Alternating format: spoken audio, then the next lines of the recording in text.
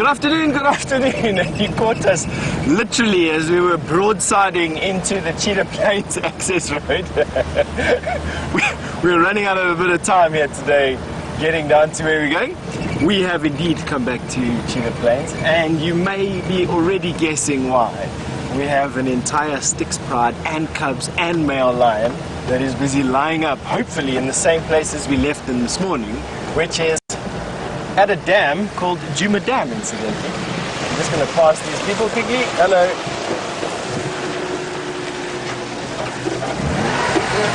Wait. Sorry, there's just a bit of a contraption that is passing her. You're okay, you can go. Sorry about that. We have a contraption that is busy trying to pass us. I don't quite know what that is in. Since 1999, I've never seen a caravan in the Sabi Sands. It's the first one of those animals I've ever seen.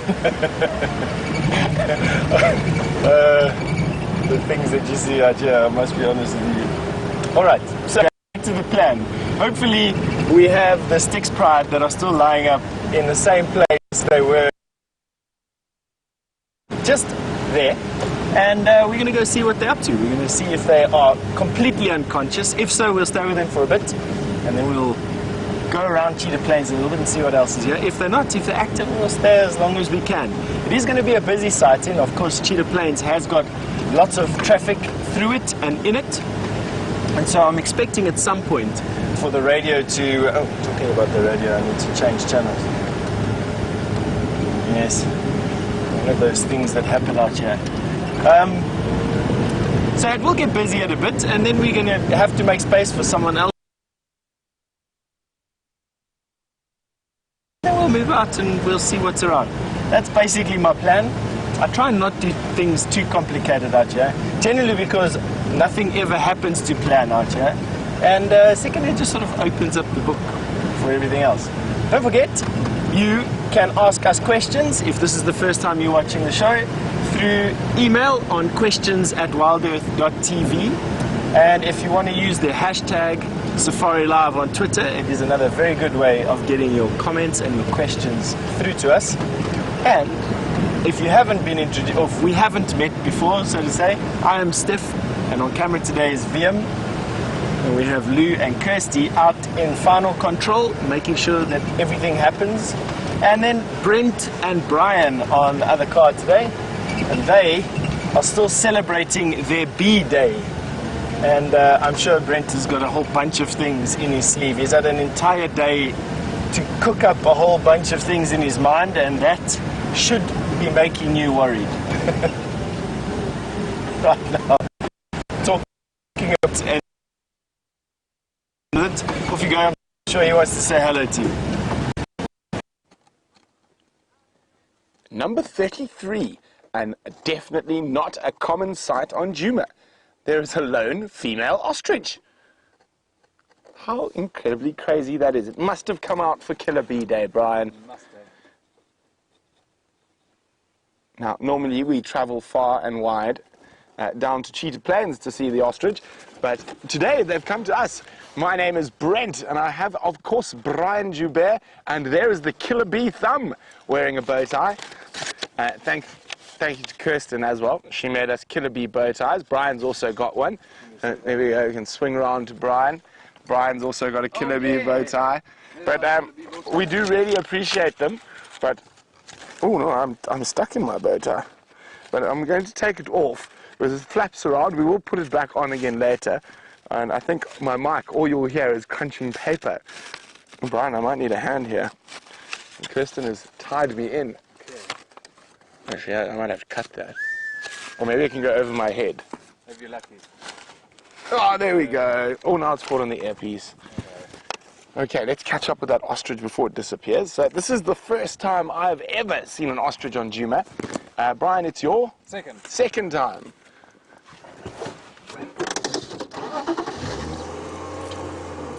Okay, so I didn't want to get too close initially. Sometimes the ostriches can be quite skittish, especially if she's by herself. And when I worked in the southern Sabi Sands, I saw... Yeah, there she goes. And you might have heard Adam on the back. Adam is here on interview, and he'll be taking tomorrow morning's drive with me. And she disappears back towards quarantine, so she's a bit stressed. Maybe we'll catch up with her again a little later. So we're going to head down towards Arathusa, maybe head towards Red Dam, maybe pick up some water birds there, to see if we can get to that magical number 50. So we're on 33 bird species so far from the sunrise safari, so we're going to try get to magic 50 soon. Okay. Well, shame about the ostrich being a bit skittish. So as I was saying, when I worked in the southern Sabi Sands, we hadn't seen ostrich ever, and then suddenly a single female arrived, and she was there for about a week. And for that week, she spent her days avoiding the mapocho, which was a coalition of 5 male lions that were trying to eat her. Now, there's something we don't see too often, so let's show you quickly. I know a lot of you like these things.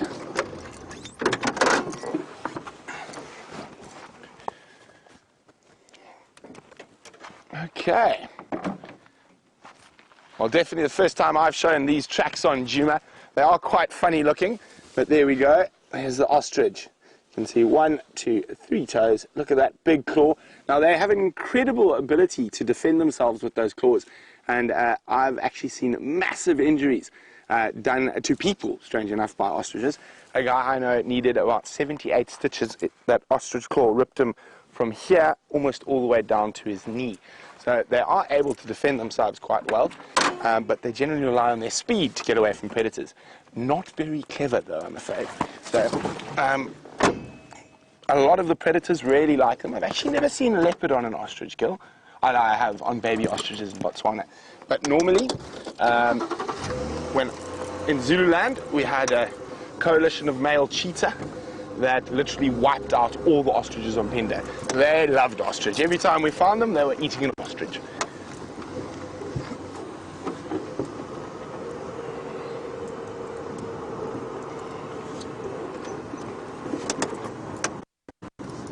Okay, so this time of the day is going to be quite difficult to get birds, so that's why we're going to head towards the water. Hopefully we'll have a bit more luck there. Now, Herbie is out checking down on the southern boundary. We had those monkey alarm calls down there on the sunrise safari, and fingers crossed that Karula was heading back north.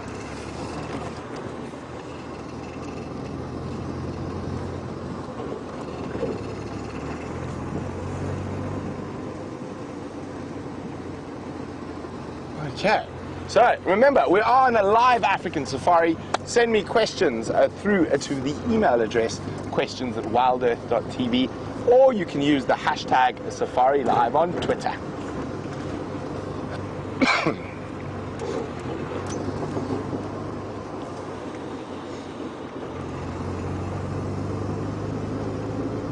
Now, another thing that might be around the waterhole we're heading to, nice hot day. It might attract some of the bigger elephant herds in the area. So we're going to start steaming towards there and still keeping our eye open for anything that might be alive on this hot, sunny winter's afternoon. In the meantime, let's go see how Uncle Steph's doing.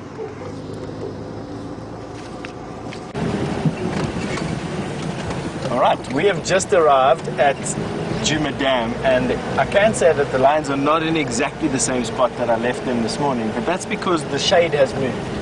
I'm not expecting lions that are this big full of buffalo to move very, very far unless they're chased away from a place, and it could be for a variety of reasons. Elephant is usually the cause of it, but let's sneak up. They were behind that tree there, so I would imagine that they will be somewhere here in the shade. So we're just going to keep our eyes peeled. Lions lying flat are actually quite difficult to see. No, they're still there. There we go. Have a look at that. So we have got lions for you. And we are going to try and get down there to go and show you them. Right. Let's go.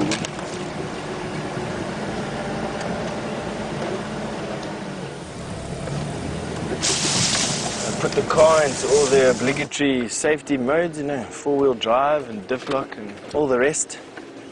Strap in the seat belts, disengage the airbags, ask all the hostesses to fasten their seat belts. There we go. And then do it with no hands, because that's what my mom would stress about.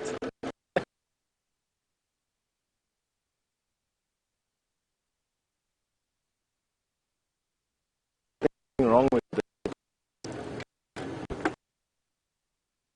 I hope it hasn't expired. No, he hasn't died just yet.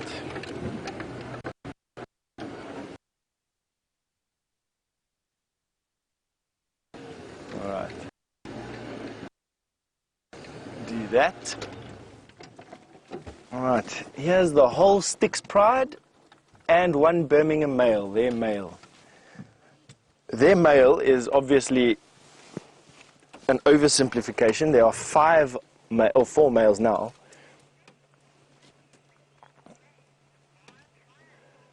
You know what? These lines are not going to go anywhere right now. We've got something so spectacular to show you. You're off to James, as funny as that sounds. Enjoy this.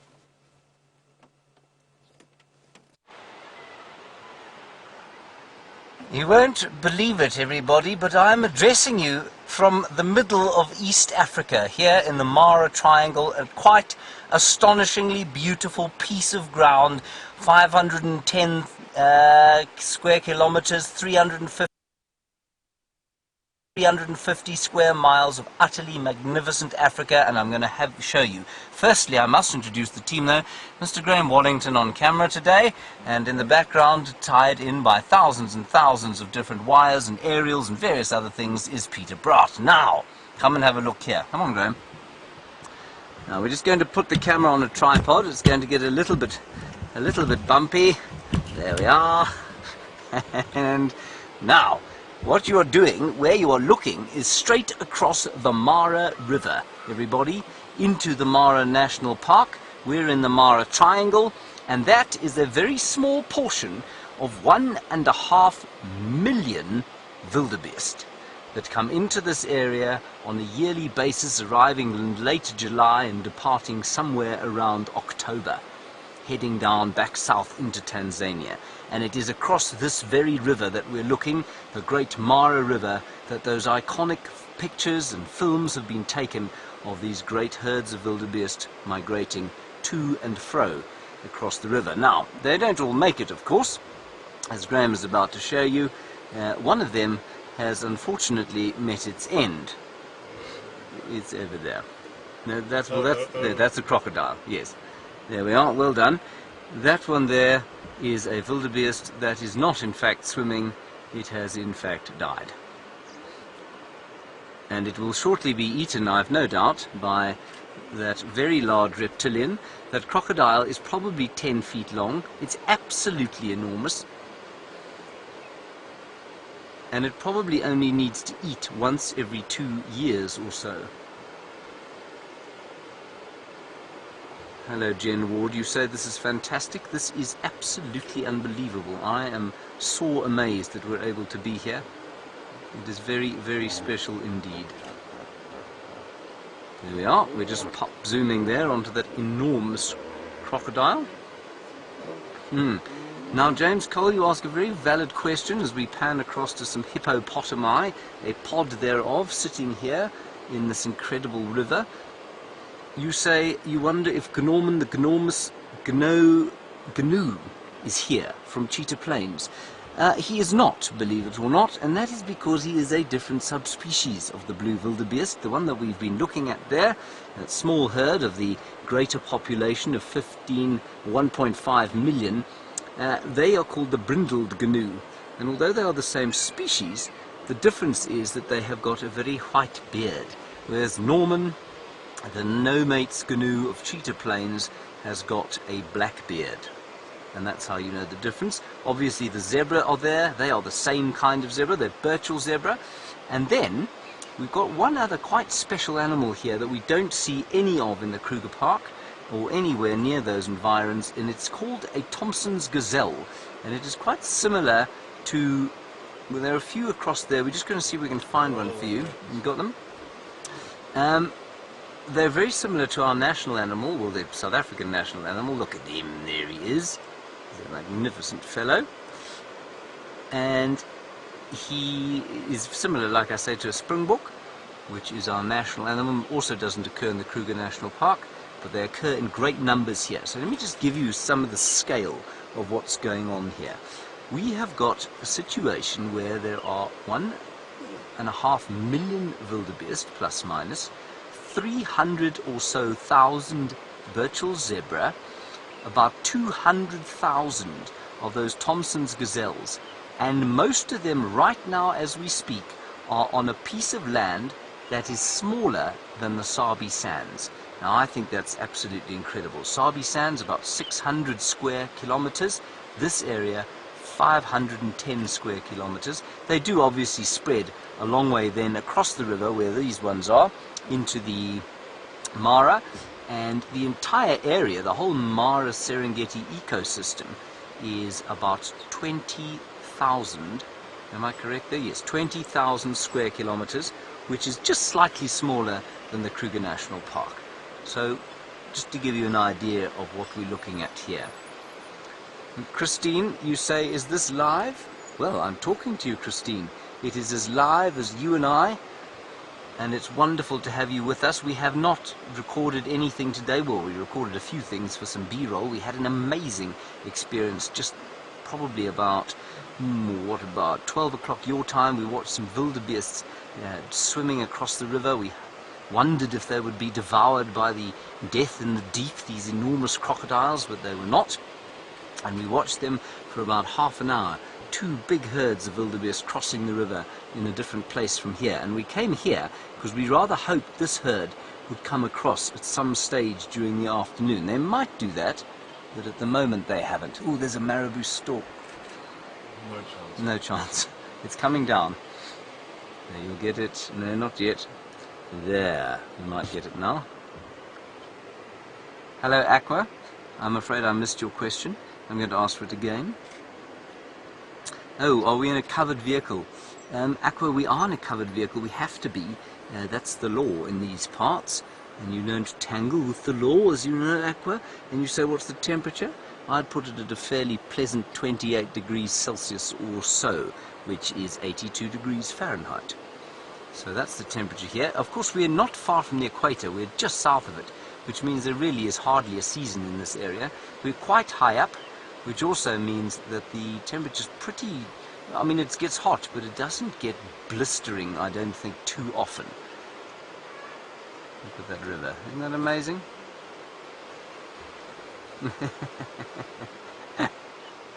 Hello, Gracie. It's very nice to hear from you. I'm all the way in East Africa, in Kenya, a beautiful, beautiful country.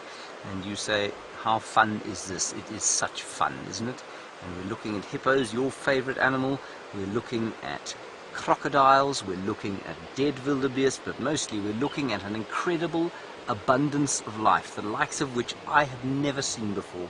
I've never been here before, everybody, and I'm just utterly astounded. We've been driving around this reserve since early this morning, and there has not been one stage where we have not been seeing animals or vistas as far as the eye can see. And where Graham's pointing now, if he just pans slightly upwards, what you'll see is an escarpment there on the Rift Valley, and that is miles and miles away, and between here and there are these unbelievable clearings, just incredible spaces with masses and masses of the most fertile grasslands you can imagine that support this unbelievable abundance of animals. And it really is a true privilege and honor to be here, A, and B, what a joy to bring it all to you during the course of our standard issue safari. Isn't that amazing? And Safari Hayes, you say, can anyone just drive through here? Yes, they can actually, believe it or not. Anyone can drive through here. Sometimes you can have a guide, sometimes if you've got the right kind of car, you can bring it in here, and that's no problem. But a lot of the places here run a little bit like the ones in South Africa do, where there are lodges in various pretty places, and then they've got guides, and you drive down with the guide. But you can come in here entirely on your own. There are wonderful campsites here, and so it really does allow quite a lot of freedom. We don't really drive off-road here much, but sometimes you can get permission to do that. Now, kitty, kitty, bang, bang. Obviously, we've been talking a lot about the drought in South Africa, and you want to know if there's a drought here. Well, we were chatting to the warden today, a man of some 20 years experience in this area, and he says this is a dry year, probably the driest for the last few seasons, but I don't think they're in anything like the drought that we are there back at Djuma. So yes, the river's probably slightly lower, but no, there's no real trouble as far as the lack of water goes. There are just hectares and acres and acres and acres of this amazing grassland that is abundant with life. Animals are able to eat at will. We've seen hyenas today, we've seen serval today, we've seen buffalo, and giraffe and elephant, Thompson's gazelles and Birchall's zebras, and these wonderful brindled gnu, hippos, we even saw elephants, believe it or not. So it really has been an amazingly abundant time for us. Hello Aaron in New Zealand, you hope we see some new birds? Well, Peter Bart and I have been fascinatedly staring out of the window trying to find a few new birds. The highlight probably being something called a purple grenadier, believe it or not, which I'm not going to try and show you because I don't have a book here. I've got an app, but I think it'll reflect the sun. Now, we're not able to actually move while we're filming because that will result in everybody watching getting seasick.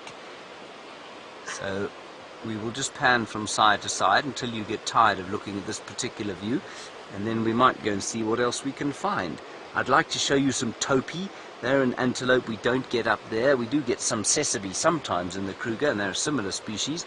I'd like to show you a bit more of the Thompson's gazelles. We might go back to a hyena den that we found a little bit earlier on, and perhaps a Maasai giraffe. We talk so often on the show there about the different kinds of giraffe that we get. There's 7 or 9, depending on who you listen to, subspecies of the giraffe. Well, there's a totally different subspecies up here called the Maasai giraffe, and that's just brilliant. We'll try and find you one of those too.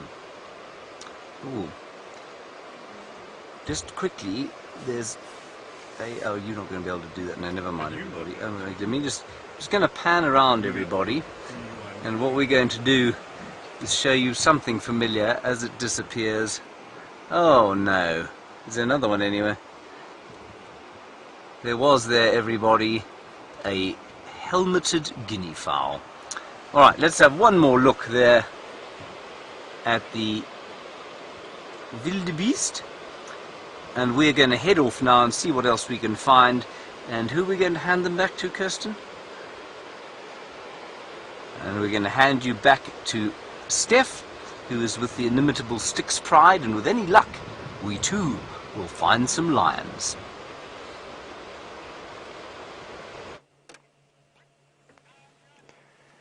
And from more than 4,000 kilometers away, I have to say, James, thank you very, very much. Not only 4,000 kilometers away, 4,000 kilometers, and if you include the length that you have to travel through South Africa to get to our border, 4 countries away from where we are, and we're able to switch from one place, Mara, completely different ecosystem, to the Kruger National Park. I mean, isn't today just one of those monumental days? It's one of those days of days in the WildEarth and the Safari Live story. I'm very, very, very happy that you are all here to share it with us. Excuse me blinking every now and again. I must be honest, the sun feels like it's welding my forehead to the ground here today. It is intensely bright. We are obviously going out of our winter now and into what we will call our spring on the 1st of September, and then into Hell Month, which happens in October.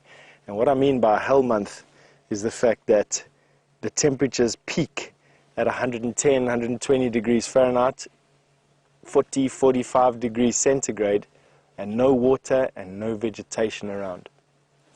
Now, this morning we were having a look at this pride, and I must be honest, I was quite worried about the one cub. That little cub that you're looking at now is the one that we were worried about this morning. He's now joined his parents, but you can see he's just not looking that happy. Look, that pose that he's in at the moment isn't too much of a concern. He is so full of buffalo at the moment that he can literally just only drag himself out of the sun and into the shade. And that's a common pose for a lion cub to be in. But just look at how swollen he is. Sorry, VM, I just didn't mean to do that. But he is incredibly swollen with the mange at the moment, all the scratching and licking. So Dory, all the way from South Carolina, you've asked me if we've ever found the 8th cub. And you know, I was actually trying to have a look for the 8th cub now. I still only count 7. However, there is an anomaly. On top of the termite mound, which we can't really see right now, but straight through there are some cubs, I think 2. There may be a 3rd up there, Dory, and that may give us the 8th cub. But I have confirmed that 8 cubs started to eat on the buffalo, but only 7 cubs made it here. It seemed like that this morning. But, I mean, a cub could have been easily lying out of where I could have seen today. I mean, it's not impossible that there was a cub lying on top of this termite mound the whole time. So, yes, we may still have 8 cubs. But steel yourself for the fact that around about, the average in Africa is around about 80% cub mortality in their first year. So only 2 out of every 10 cubs usually survive. The Kruger National Park obviously has a much higher survival rate than that. I would reckon that probably between 4 and 6 out of every 10 cubs die. Definitely not 8 out of every 10. It's one of the reasons why we have such healthy coalitions of males, such as this Birmingham boy coalition, which started off as 5, is now 4. They lost a member in taking over the Nkuhuma and the Styx Pride. Actually, I don't know if they lost their member taking over this pride, but they lost a member in a fight to secure their territory that has in it the Styx Pride and the Nkuhuma Pride lioness, prides of lions, I should say. You can see male just holding the female there quite lovingly on her shoulder. I don't think there's much affection between these two, to be honest. It's more just a complete dominance thing. Dominance and submission. That is exactly what it is. Now, Via made an interesting remark. And Sam, I'll answer your question about lion cubs in a second. Via made an interesting remark in that the Birmingham boy here doesn't suffer from any of the mange that all the females and all the cubs are suffering from. And he wanted to know why, and I was at a loss. I can only imagine that all lions probably carry this mite, this mange mite. And it's only when their systems are running low that the mite has the conditions in which to proliferate like it is. And I think that that's what's happened, is that this pride has gone through a little bit of pressure from something or somehow, and they're fighting off this infection at the moment. It is possible to survive these infections as giraffe, and as I've seen many lions with this type of infection before. I've even seen wild dog and cheetah with these infections before. So it's not something that I'm too concerned about, to be honest. Nothing that we should be concerned about. It's something that's part of the natural system out here. And I think as soon as they get over this little bit of stress that they're having at the moment, they'll be fine. Now, to answer the question about how old do I think these cubs are, I am going to need a little bit of help with that because I'm not exactly sure of their birth dates. But there are 2 sets of cubs here. They are 2 different ages to one another. One's slightly older than the other by probably about a month or so. I stand to be corrected. I will give you the exact dates in a second or 2, just as soon as we can have some or other type of update on that, which shouldn't be too difficult. The lions and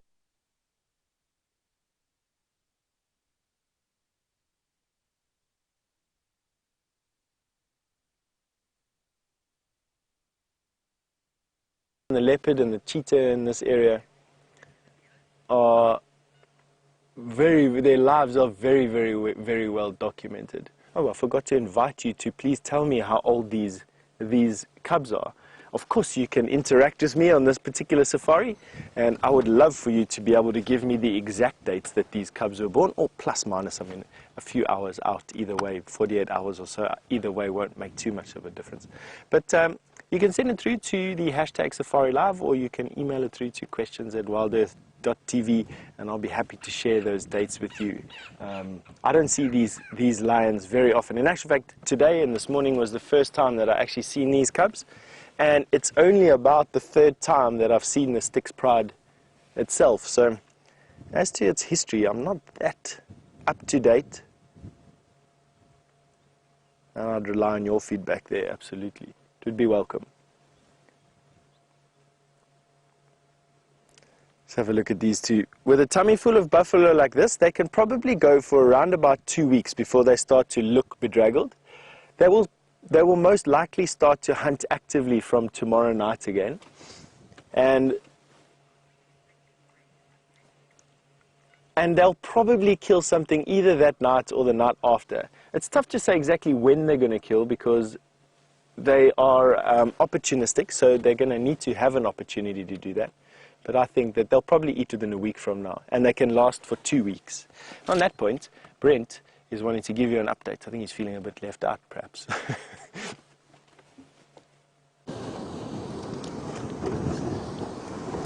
So we're doing the waterhole rampage at the moment. Not too successfully, unfortunately. We've just arrived at Sydney's, and all I can see is some kudus in the distance. Let me just idle on forward a little bit. Now, the other reason I've come up towards Sydney's waterhole is Herbie tells me that there were tracks of Vula and Shluva very close to here this morning. So I just wanted to have a quick look, see if they decided to come join us on Nkuhuma.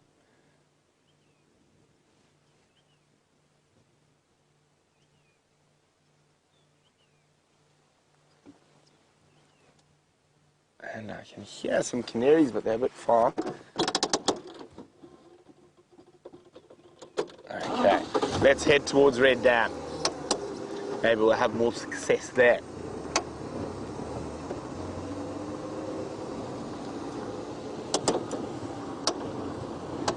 Now, because it is Killer Bee Day, we have some Killer Bee related questions for you. We would like to know, out of the current, actually, out of all the leopards that have been seen on Safari Live, can you name 2 leopards that only the Killer Bees have seen out of the current Safari Live team? Oh, so who can name the 2 leopards? I think it might be, it's 2. Out of the current Safari Live team, only the Killer Bees have seen those 2 leopards. So if you know the answer to that, let us know, questions@wildearth.tv, or use the hashtag Safari Live on Twitter. Name 2 leopards that only the Killer Bees have seen. Brian, do you know which ones they are? I think so. Ah, okay. Yes, I do. I think there could be 3, but we'll leave it at 2. We'll leave it at 2. Okay, so we're going to head down towards the western edge of Nkuhuma now, and take a quick squiz past One Eye Pan Road, and then zip down to Red Dam.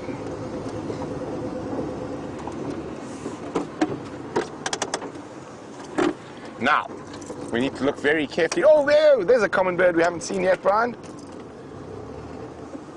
The magpie shrike.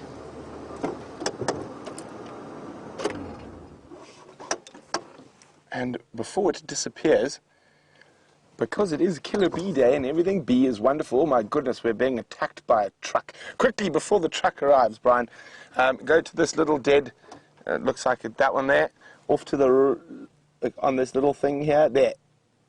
It's a broad-banded grass yellow, a butterfly, the first butterfly of the day. But we are unfortunately going to have to move before we run off the road by a caravan of all things, not something you see too often in the Sabi Sands. It must be a bit lost. Ah, Steph has actually seen it leaving Cheetah Plains. Hello. Hi, how are you doing? Very friendly man, at least. Okay, so we've got our first butterfly. Broad banded grass yellow, and of course the magpie shrike. That's number 34. So we've got a couple of more common bird species that we actually didn't see. Now this area, I think we might have to come back through it when it's a little bit cooler, because this is one of the only spots I've seen Swanson's spurfowl regularly on Nkuhuma. There it is. Aha! We don't have to come back for the Swansons because I found it. And I don't know why we don't see them in too many other places. But only place I see Swansons is in this little area. Off it goes. There we go. That is the biggest of the francolin and spurfowl species we get in this part of the world. The Swanson spurfowl. Now the difference between a spurfowl and a francolin is the naked skin on the face, and it's wonderfully red. This is quite a shy spurfowl. And keeps running away. There we go. You see that naked skin, red. On other spurfowls it can be orange. It can, there's even some in East Africa that maybe James can show you that is blue. Although with Graham Wallington on camera, I doubt you're ever going to see a bird.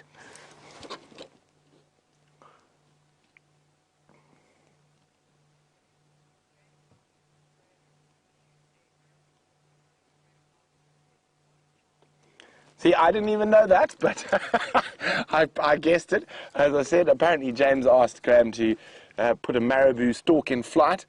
Graham laughed and said, not a chance. Yes, I didn't imagine Graham, when we were in Rwanda, looked at me with great bemusement when I got up early on our morning after the gorillas and wandered around the town looking for sunbirds. There we go. Let's leave the little Swansons to continue on.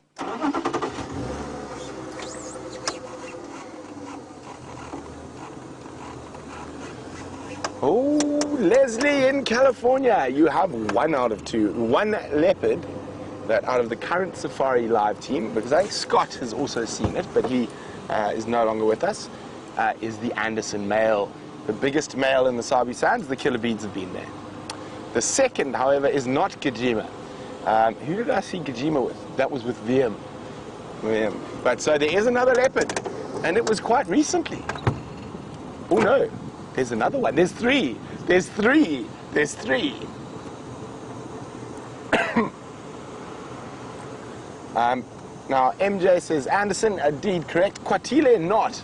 Quatile we saw with quite a few times and with various presenters and cameramen. But we have definitely got 1 male, which is the Anderson. I'm just trying to think. Were you with me for quarantine and... Or maybe there's 4. Well, we'll have to figure this out.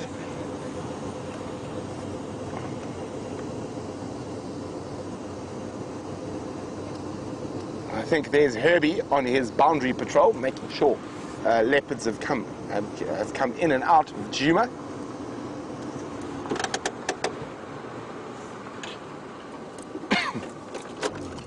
Ellen Fowler, you're being mean. Shluva 2005 is the one leopard I haven't seen. But it is not, and Gajima is not. So there's 2, possibly 3 other leopards that haven't been seen. Sorry, doing my civic duty. So there's, I know 100% there's two females, and I think there might be another male, but only 4 female. Wait, there's 3 females, 1 male. Aha! Maybe we'll find a new leopard today. I've heard rock drift's been hanging around Arathusa.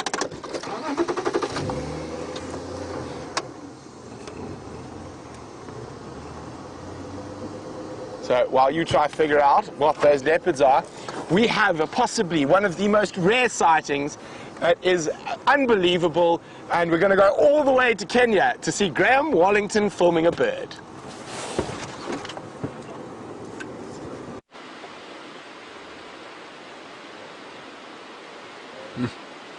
There, everybody, is the helmeted guinea fowl, a spectacular species found much of the way through Africa. That is not why we're here, of course. There are the wildebeest, and they're now thinking again of coming across the river. They've been milling around here. A few of them have headed off to the left. They've turned around, they've made a few bleating sounds, they've turned back. And now it looks as if they might approach the river again. Now, I'm inexperienced in these things. I don't know if they're going to cross the river or not. Mr. Wallington on camera today says, well, when you have wildebeest at a river, a crocodile and a dead wildebeest, you can be sure that something is about to happen. Ergo, we are still here, we have not moved. Now, while we wait to see these indecisive animals and whether they will or will not decide to have a swim on this very warm and pleasant afternoon here in Kenya. Yes, that's what I said, Kenya, in the Mara Triangle. I would like to send out a very special shout out to Joanne McCulloch. That comes from everyone at WildEarth, who sent through a very kind message today about the joy that WildEarth gives her. She's having a bit of a tough time health-wise at the moment, and so we wish you all the very best, Joanne. And we hope that this unbelievable scene, an ancient landscape and an ancient dance that has been taking place for goodness knows how many millennia, we hope it gives you some joy and strength as you forge ahead with your difficulties. So good luck. Now, you can see they're getting a little bit sort of, kind of uneasy. Well, Miss Lynn, you want to know what I'm smelling. You're in North Carolina. Well, my proximity to the cameraman, Graham Wallington, means that that's largely what I'm smelling, and it has been a long day in the car. I am talking rubbish, Miss Lynn. It smells, you know what, it smells kind of, I don't mean this in a bad way, it smells a bit cleaner, I suppose. The air smells a little bit fresher than perhaps, here comes some zebra, everybody, they're coming down to the water now. It's unfamiliar in many ways, Miss Lynn, so it's difficult to describe, but there is that dust in the air. We had a very windy night last night, and very little in the way. I went for a walk this early morning and watched the sunrise on the side of the mountain, on the side of that great escarpment I showed you, the edge of the Rift Valley, if you can believe it, and there was a very nice sort of flowery smell, because up there it's in amongst the trees, it's quite well sort of thicketed, the kind of place that Karula and her ilk would like to live. Now, let's see what these zebra do. Now, we've watched a few zebra come down to drink, and they have just drunk. They haven't crossed. I haven't seen a zebra take a bath today yet. But here we now have some movement from the rest of the herd. Everyone, they're moving down towards the water. And as I say that, you know what else I can smell, Miss Lynn, is the smell of this river. And I wouldn't describe it as a smell of pristine spring water, but it is a smell of an African river. There's a lot of silt in it, and it's sort of dark and ominous under the surface, but it is life-giving, because all of the animals here must drink water. There are no artificial water points like there are in the Sabi Sand, for example. So all of these animals must come and drink from the perennial Mara River. Let me just say that again. We are sitting, broadcasting live from the banks of the Mara River. Isn't that amazing?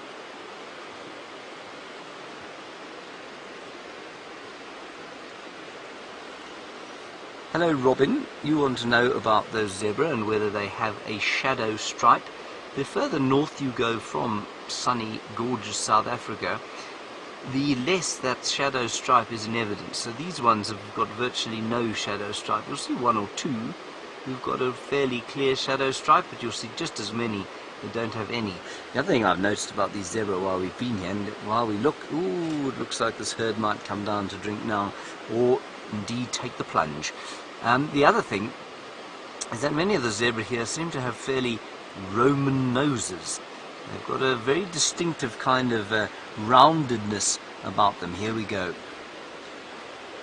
Oh, they're right at the edge now. Now, when we got down here, a few of them were where they are now, but there wasn't this great groundswell of support. We had a question during our Facebook Live time earlier today about whether or not there is a leader in the herd, and there is not. and that is why there is this indecision. This, everybody, is democracy at work.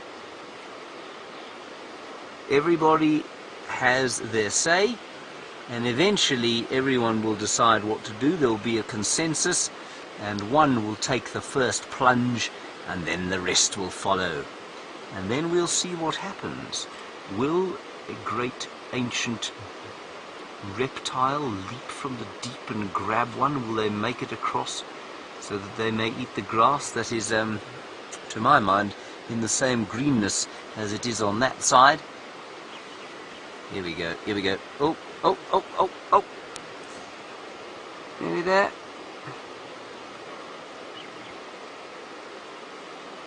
You see, 2 or 3 nearly went. Ah, Steve, you want to know what the beautiful tree in the distance is, Steve? I have to say, ashamedly, I'm not 100% sure, but I think it is a boskia tree, which means it's a member of the shepherd's bush family. I climbed one earlier today, obviously, and I sat there just before lunch, and I think that's what it is. It's a stunning tree, isn't it? The way the light is catching it is just too beautiful. Now, the indecision, I'm afraid, of the wildebeest has meant that they have now decided to turn around again. What you can't see here, everyone, is that there is a crocodile, a very large one, same size as this behemoth this side. There's a very large one sitting the other side of the bank, exactly opposite to where those wildebeest were standing and thinking about crossing. And I think they're a little bit nervous of being eaten by him. Now, while we wait and see, I want to show you something else that we haven't seen, or that we don't see there at Nkuhuma. Let's just see if I can spot it again. A, and then B, if I can point it out to Graham. It's moved. I'm just scanning the plains with my binoculars. But no, it was an olive baboon. So there's a baboon species here called the olive baboon. Looks very similar to our Chakma baboon, but it's got, the males have got a rather more impressive sort of, I called it a mane earlier, but Peter Bart told me I was talking nonsense, so, but I'm going to call it a mane for lack of a better term. It's not quite a mane. It's like a sort of enlarged beard, if you like. Now you can see one of them has lain down. He's got very tired with the democracy that's going on here. He thinks it's rather ridiculous. Hello, Tucker. You're just 4 years old. Hello, is this your first trip to Kenya? It's my first trip to Kenya, and I hope you're having a good time here in Kenya with me. You say, are they going to take a swim? Well, yes and no. You know, they're not going to swim just because they want to swim, because it's hot, or, you know, to play in the water like you might. They're going to jump into the water, and then they're going to get to try and come to the other side. But that's very dangerous because there are crocodiles in the water. And you know, we've seen 2 or 3 on the banks, but many of them will hide under the water, and it's almost impossible to see them. And that's why they're so scared. You can see them coming close to the water, then they stop and they go back again, they come close to the water, and so they don't really know what to do. And some of them are getting a bit tired and they're lying down over there while they wait for perhaps the more the older ones or the more experienced ones to decide whether they should go across or not. And there are lots and lots of people around here, everybody, I must say. Hello, Anna-Marie. I'm just going to ask Graham to let go of the camera, just in case he gets a shudder of tears as I tell him what you have said. You've said that Graham Wallington makes dreams come true. Well, that is rather true, isn't it? I've never been here before, and it's an absolute dream come true to be standing right here watching these unbelievable scenes unfolding in front of us, and hopefully they will become slightly more unbelievable as the wildebeest decide whether or not to cross. There's a bit of a breeze blowing in there. That the direction we're looking at now, everyone, is north. Ooh, there's a bit of movement here. I think he's going to roll. No, he's just doing a 20-meter circle as per a seemingly invisible dressage test set him by one of his friends.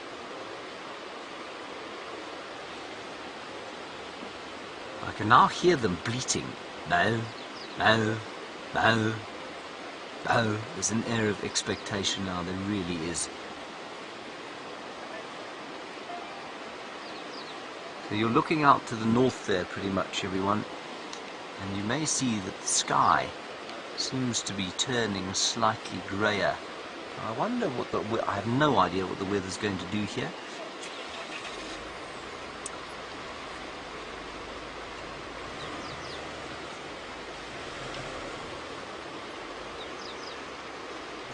Now, Mimi, 15 years old, you ask a very good question about an animal that could possibly be more than 100 years old. And you want to know, the crocodile gets hungry, or will it kill again if it isn't hungry, if it's eaten? The answer is no, Mimi, it won't. Crocodiles can sometimes go for 2 years without food, believe it or not. So if they eat a wildebeest, then they don't need to eat for a long, long time. And the fact that there is a dead wildebeest next to us, that nothing is eating, tells me that I think this is probably quite a good time for those wildebeest to pop across here. And we're just that zebra thinking about perhaps having a bit of a drink.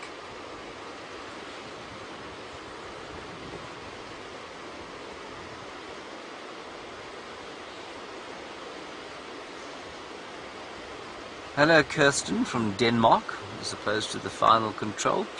You want to know, can we get across the river, or do we go across the river? You can. There are a few crossing points, but it's a different kind of park there, so you've got to sort of pay an entry fee to go in there, which is perfectly normal. And because we have 350 square miles or 510 square kilometers of land here, there's no need for us to go across the river. I'm just pointing out what looks to be another familiar friend from Juma that looks like a yellow-eyed canary. Oh no, doesn't that looks like a zebra, doesn't it? Yes, The canary is just in this bushel over here. And there it is, you've got him middle frame. Up a bit. There we go. Keep going. Up a bit. That's him. Yeah, that's him. There he is. A lemon splodge. Oh, sorry.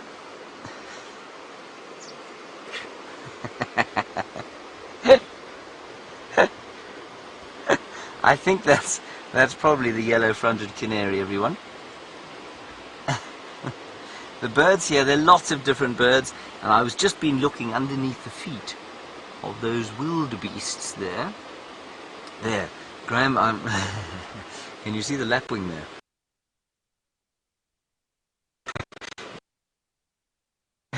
there? There it is. There's a lapwing, everybody.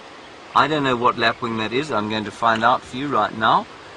Well, I'll ask Peter to maybe find out. He's staring down that way. See if we can find out what lapwing that is for you while we wait for these birds to move. Not birds. What are they called again, Graham? Birds. Wildebeest, that's what it is. That's right, yeah. Lapwing. Right, here we go.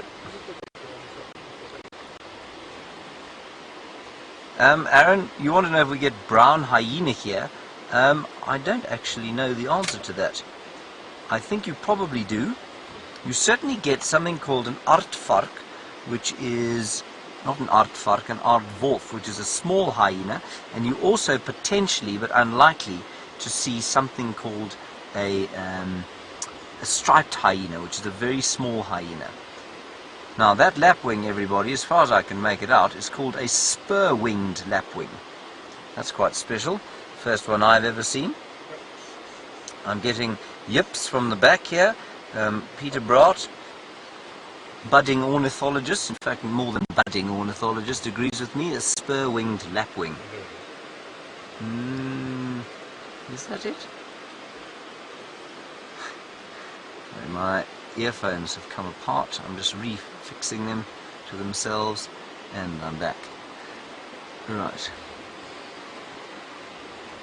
Now, what else can we see here while we wait for these indecisive beasts? Yeah, there seems to be some movement again. Erica, you want to know if they've got forest elephants here. Erica, they don't. Forest elephant, of course, a species found in the real forests. So, I mean, they're found in the forests of Central African Republic, and down into the Congo, into Gabon, where Brent has been, and that's where Brent spent quite a lot of time with them. So they're found in the Congo Basin, where there is a vast forest area. Here you can see not many trees in sight, and so it would be inappropriate habitat. Let's have one last look at these wildebeest and see if this current movement doesn't bring them down to the bank, and if it doesn't, we'll hand you back to South Africa and we'll probably sit here for a bit longer.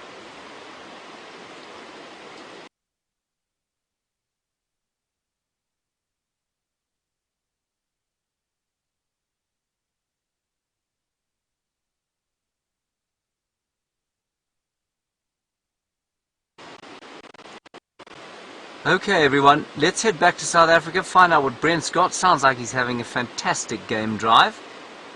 And we will see you a little bit later. So we've gone past Red Dam. Oh, nothing there, but Brian, the second butterfly, you got him? Don't fly away so fast, little acria. Oh, it's too guy. It was a little acria. We'll try to find some more. We're going to have more success with the butterflies on the sunset safari than on the sunrise safari. It was still a bit chilly for them to all wake up. But, oh, there's some ellies.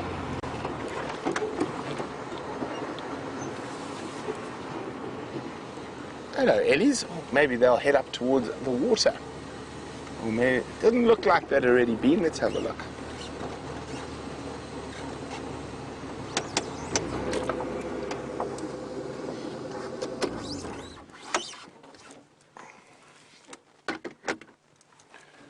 Looking very relaxed. Let's try back down in the Murricane.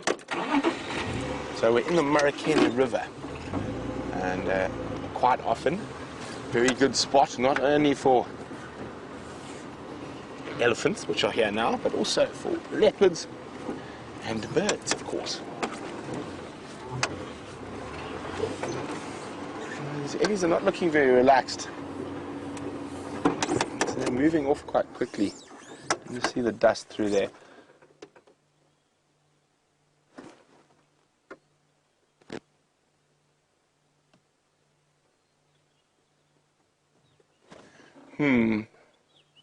What I'm doing is I'm just listening, see if we can hear elephants elsewhere. So this could be the peripheries of a much bigger herd.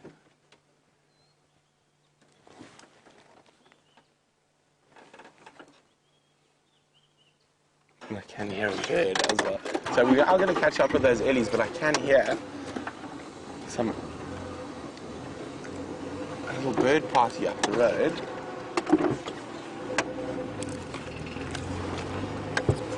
Let's see if we can find them.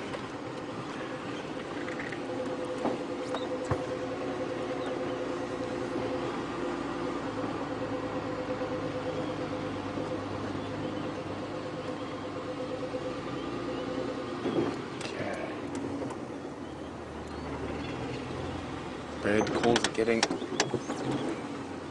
louder.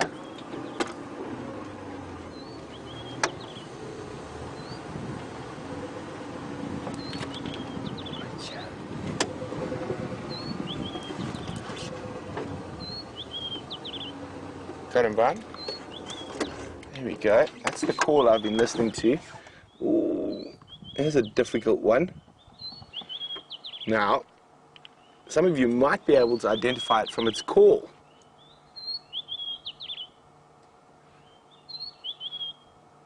I think maybe if we go forward, we might get a slightly better view. But if you do know what it is, please let me know. questions@wildearth.tv, or use the hashtag. Oh, he's flown. Where's he landed? In the base of this little... Okay, you got him, Brian? I don't. Okay. Oh, so... Okay, there you go. Flicking there. Where's he gone? Okay, let's do a little cheat. Psh, psh, psh. Like, there we go. Okay, come down to the left. And up a little bit. And zoom in there. A little bit down. Nope. Or maybe that was enough of a glimpse to get an ID. Very beautiful singing voice though. I'll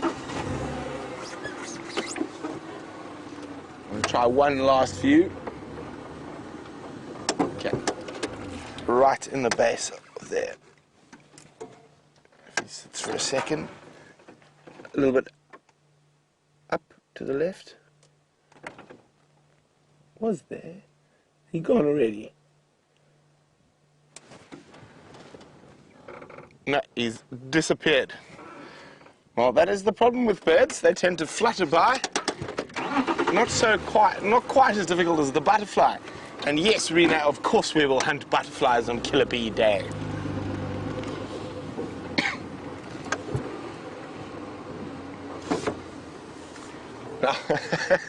Oslo says, how come there's Wi-Fi on a safari? Well, Oslo, there's no Wi-Fi on the vehicle with me. The Wi-Fi is back in our control room.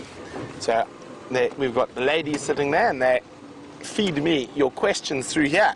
And by the way, Oslo, a very warm welcome to Safari Live on a very special day. It's Killer Bee Day. I'm Brent, my cameraman's Brian, and we generally find the best things, so we decided to name a day after ourselves. And of course, the first time ever we're going live from the Maasai Mara. So a very exciting day, and what a good day to be a first-time viewer. It's the same bird that was calling, but a different one. And it's skulking away in this Tumbuti tree. I'm going to make it over the hump. Nope. Oh, Ryan, sorry, near impossible with that light. And guaranteed as we go past, it's going to make its escape. And it did. But anyway, that's a brain teaser for you guys. You might be able to identify from its call.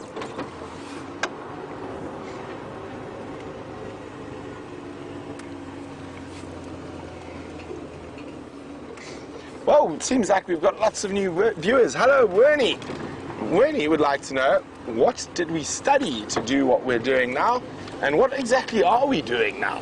Well, Wernie, believe it or not, when I started at university... Oh, hello, ellies. Here we go. Oh, that female at the back looks very old. He's a nice little youngster. Rennie, I will get back to your question shortly, but let's just enjoy these elephants while we're with them.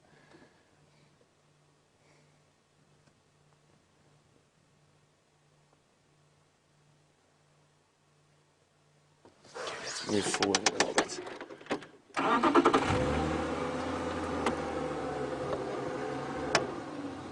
Okay, so looks like quite an old female.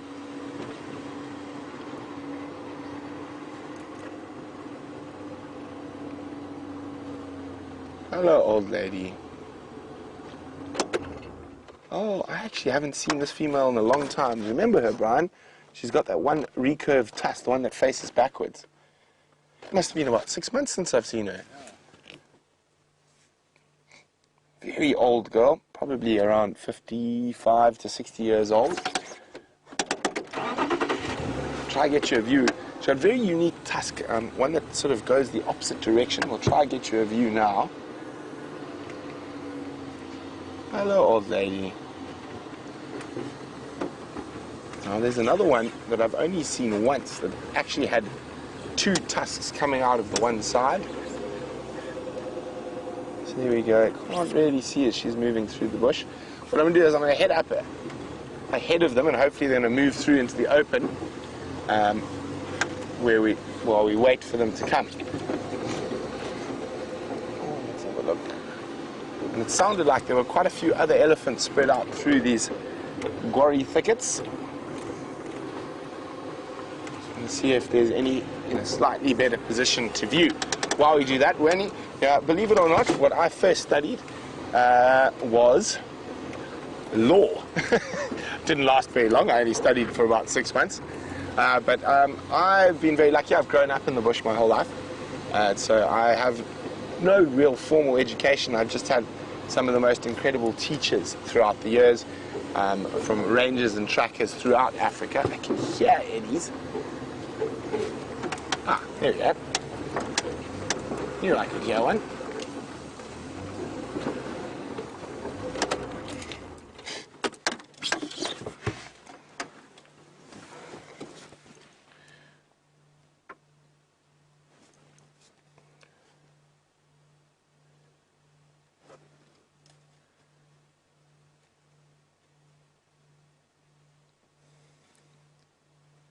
And of the other presenters, I think Steph studied geology. James did a couple of degrees. I think he did English and then environmental science, maybe. Jamie did law, Cambridge. So strangely, none of us actually studied what we do, but of course our passion led through. I mean, I've been working as a safari guide professionally for about 15 years. Oh, crunch, crunch, crunch. Down goes the zebra wood. Now, what's quite interesting, you might notice here that this elephant is going to try and move those dead branches to try and get to the grass that's growing underneath. So I've just got to be on the radio. Sean.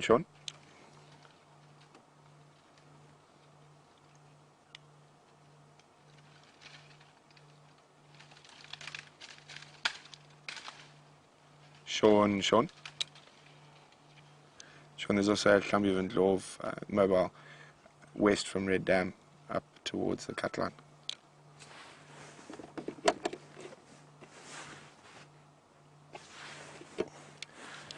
Negative, moving from the Marakeni west, but yeah, not too far.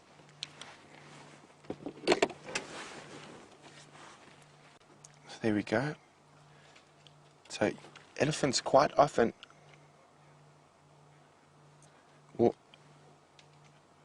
will quite often remove and push trees that have been pushed over. So you can see how it's putting its trunk right into that thorny thicket. Now there'll be some, there we go, look at that, a little, what is that?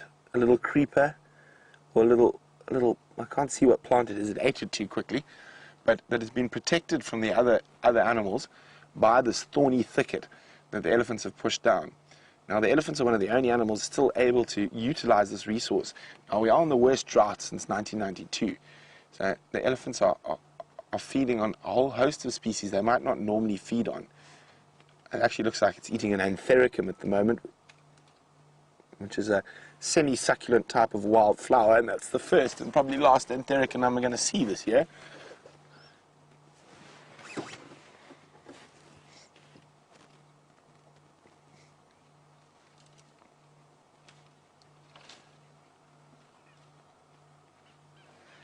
Hello, Mia.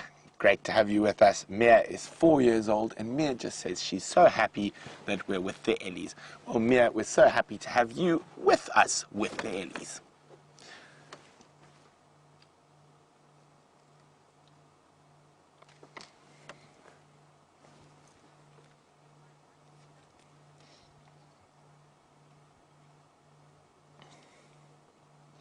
Well, hello to Sam and his wife. I wonder what Sam's wife's name is. Well, let us know, Sam, but Sam's wife really likes elephants and is so excited to see them on the safari. Well, it's an absolute pleasure having you guys on the back with us, and welcome to the Safari Live family.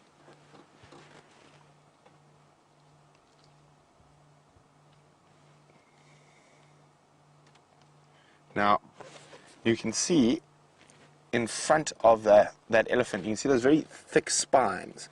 Now, I can see where my finger is. I don't know how this is going to work. Where's the camera? Those ones there. Now, if you look carefully at those, even if you had the thickest, strongest soled boot, that zebra wood spine would go straight through your shoe.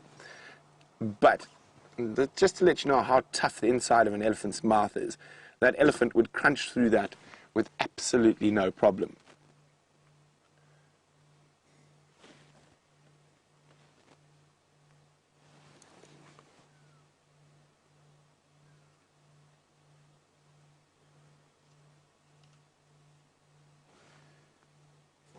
Now, moving on. And there you can see, is it moved on to, it looks like a spike thorn now. No, still a zebra wood.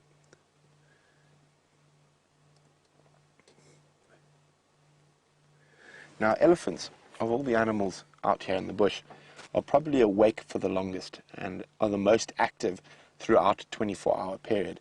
That's because they have to keep that massive frame well fed. And of course, with the drought conditions, they're probably even feeding longer hours than they would have in the past.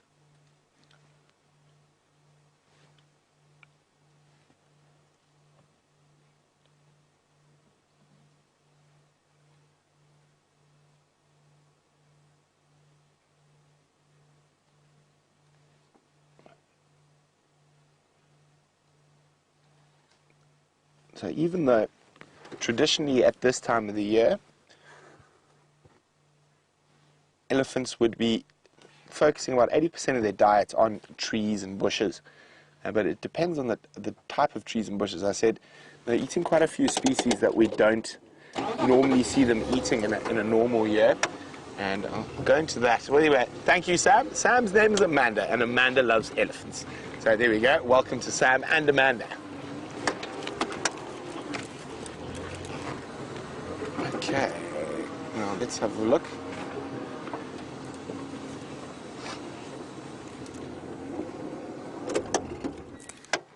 So, as I said, well, an elephant's eating a bush willow, which is not uncommon even in a normal dry year. But the species that we're seeing the elephants feed on that is not normal for this part of the world in a dry year, or in a normal wet year, is the monkey oranges, especially the monkey oranges actually, and also the guarries, spike thorns.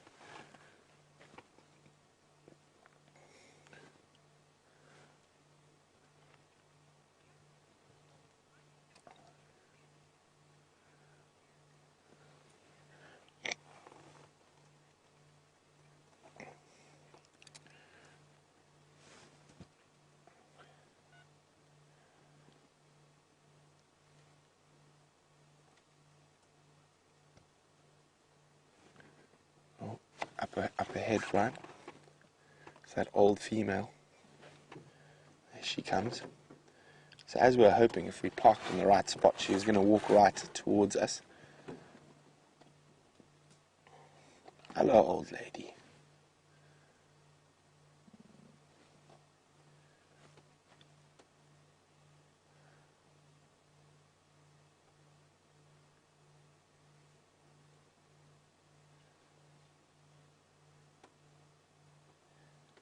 Now, to me, it looks like she's starting to feel the effects of the drought.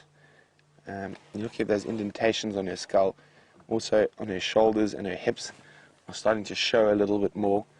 And it is always the older animals, and of course the young animals, that really get affected by these climatic changes.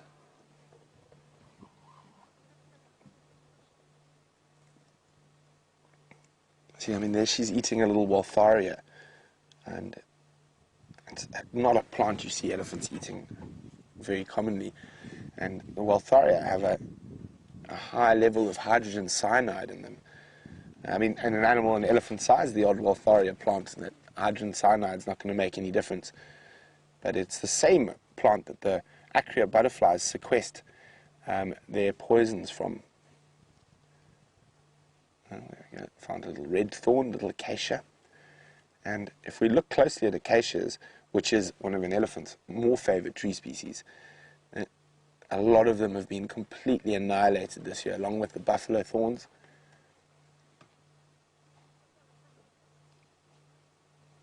Hello, old lady. She's probably about only 7 foot from the front of the vehicle now.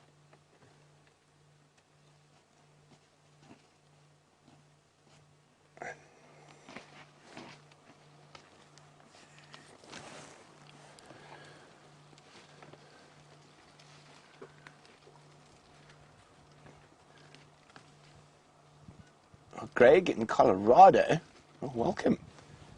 Would like to know, how long will it take for some of these trees and bushes to recover once the ellies have destroyed them? Well, see, I don't see elephants as destroying them. Now, elephants are what we call a keystone species. So they are designed to be able to change the environment. And bashing over trees and bushes is one of those things. And that's probably the reason they have developed not too good a digestive system. So when an elephant bashes over a tree like that, right next to a trunk, it creates a home for a whole bunch of other insects. It also adds carbon and nutrients into the soil, especially if we get a fire through, once we get a bit of grass. It's all part of an interconnected cycle. Oh, there goes another wildfire. This lady lives dangerously. She likes the cyanide.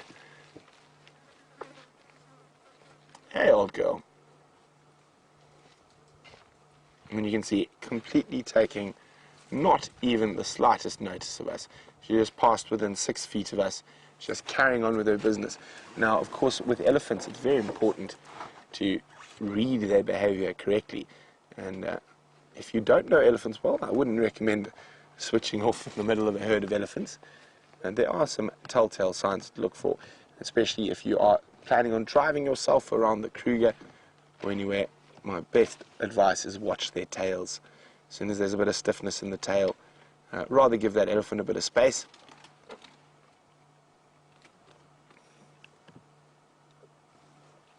Okay, let's move back a little bit.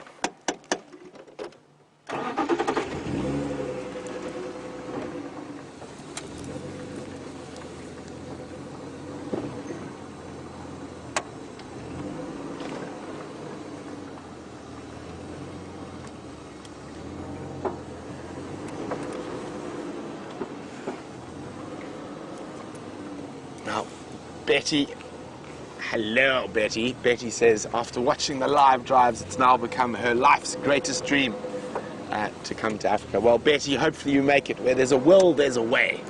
So what we're going to do, Betty, is we're going to leave these elephants. They're cutting into our birding time, and we've got to get to that 50. Also, we've spent a nice part of the really hot part of the afternoon with the ellies, so hopefully the birds are going to be a little bit more active.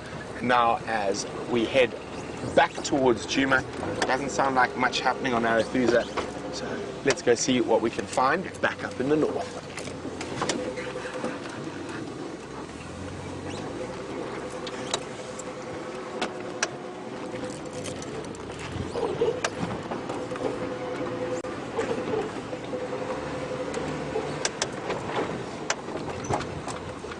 Now, Jen would like to know, was Bahuti one of the leopards that only the killer bees have seen? Nope. No, I thought you guys would get this a bit faster, didn't you, Brian? I did too. Yeah.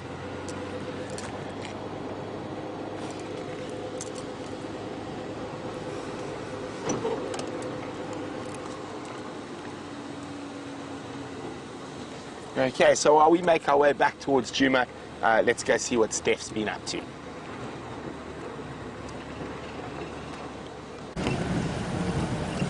I must say, thank you very much, Brent. And it's actually from our side of here, it's actually been quite an interesting afternoon. I mean, we've gone from lions to elephant, from elephant to the Maasai Mara, looking at a pod of hippos in a completely different place, 4,000 kilometers away. And then back again to us trawling through cheetah plains. And we will be approaching the open areas, the grand open areas from the southern end. We're on the Mala Mala boundary as we speak. And I'm hoping that at one of the busy pans around the edge of this open area, we will see some life. That's what I'm hoping for. I don't quite know. It might be a little bit early for the elephant to come and drink around about this time, but we've seen a lot of tracks on the road. Liam and I have even had to jump out and, using our panga, hack away some branches that were in the way. And it's because I sharpened my panga yesterday, so I wanted to test it out on the branch. VM says I sharpened it nicely. Coming from him, I'll take that as a massive compliment. Ooh, it is dry here. Officially, there is now no grass left on this portion of Cheetah Plains. There's just dry leaves And that's that. Have a look in here. Isn't that just the most amazing thing? That's the side of the termite mound, but if you go around from the termite mound and you just have a look, there's just nothing. And we probably have about another, I don't know, before we get another 5 or 10 mils of rain, it'll be somewhere in September, we'll get another 5 or 10 millimeters of rain. There's something standing in the road way down there. Let's see what it is. It looks like an elephant's bottom from here. No, it is a impala. All right. Lots of elephant tracks on the road here, which is a good sign. I think they're going to come for this water that's here. We squashed up right against the Kruger National Park, and a couple of years ago the Kruger National Park embarked on a pan closing escapade where they closed all of their man-made pans. And now the Sabi Sand sees its fair share of elephant number increases because of that. We didn't do that, or the Sabi Sands hadn't done that. And that means we get this traffic that comes out of here all the time, which is quite nice. Here's an impala. Let's go and have a look at these guys, see what they're up to.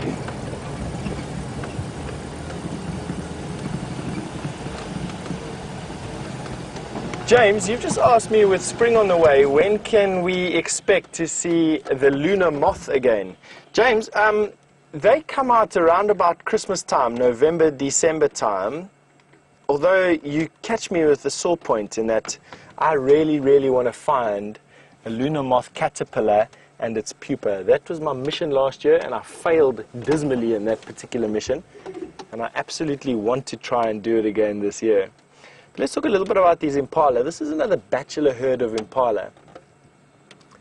And actually, in this particular place, there's some grass, which is no wonder that we're finding these impala over here. You can see there's just a little bit of growth, and I know why. We are on a seep line. The second most important source of water in the Sabi Sands is these seep lines, and they're basically like smudged springs. Definitely still hold enough moisture to get the last few hardy grasses that you can see just around the feet of these impala. Enough moisture to grow. Alright, let's carry on going. These impala have moved slightly off of the road, and they don't look like they're doing anything too exciting. Wow, the sun is bright today. Oof, it is intense. I think what's happening is there's quite a lot of reflection off of, or refraction off of the dust. You can see that the sand in this particular area is white. It's granitic in origin, and it has a very, very high feldspar and quartz constituent, and that causes a lot of refraction, and that is this glare that we're busy seeing at the moment. It is hardcore. Let's get myself some of those big glasses like Brent picked up today on his safari. Here we have some zebra as well. Let's see what we can see from here.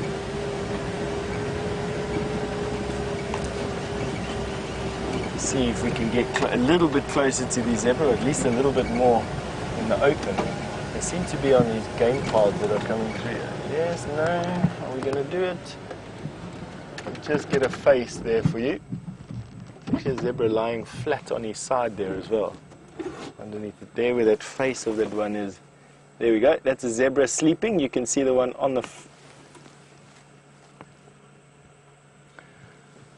Alright, and from our few zebra to many, many zebra, I'm going to send you back through 4,000 kilometers to the Mara Triangle, where James has some wildebeest.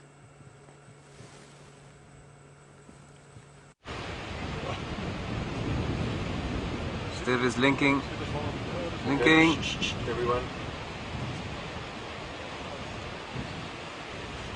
Now, just as we decided, everybody, that you should come back here so that we could leave because they'd all gone to sleep, look, they've just got up. So we'll go through the sort of, I don't know, emotional turmoil of deciding whether or not they're going to cross this great river or not. You can see, perhaps up, if we go a little pan up, if I might trouble you, cameraman, thank you so much. The greying sky, seems to be some weather blowing in from the north there, which is quite interesting. Maybe it will inspire some movement. Now, we've been discussing how on earth you can predict whether these things are going to cross or not. And what you can see from that picture is that we're not the only idiots in the Mara region waiting to see if this little herd will cross. There are 1, 2, 3, 4, 5, 6, 7, 8 vehicles that side and about the same this end. So, we don't think we're in the wrong place. Peter Braat tried to come up with some statistical analysis for when and how you could predict whether a wildebeest would come across the river. Look, not a bad model, but I suppose given that we've only been here for 24 hours, it could do with some refining. But here we go. I've said that before at least 4 or 5 times. Look at that, Graham. We seem to have 13% battery left. So it should probably die as they go across the...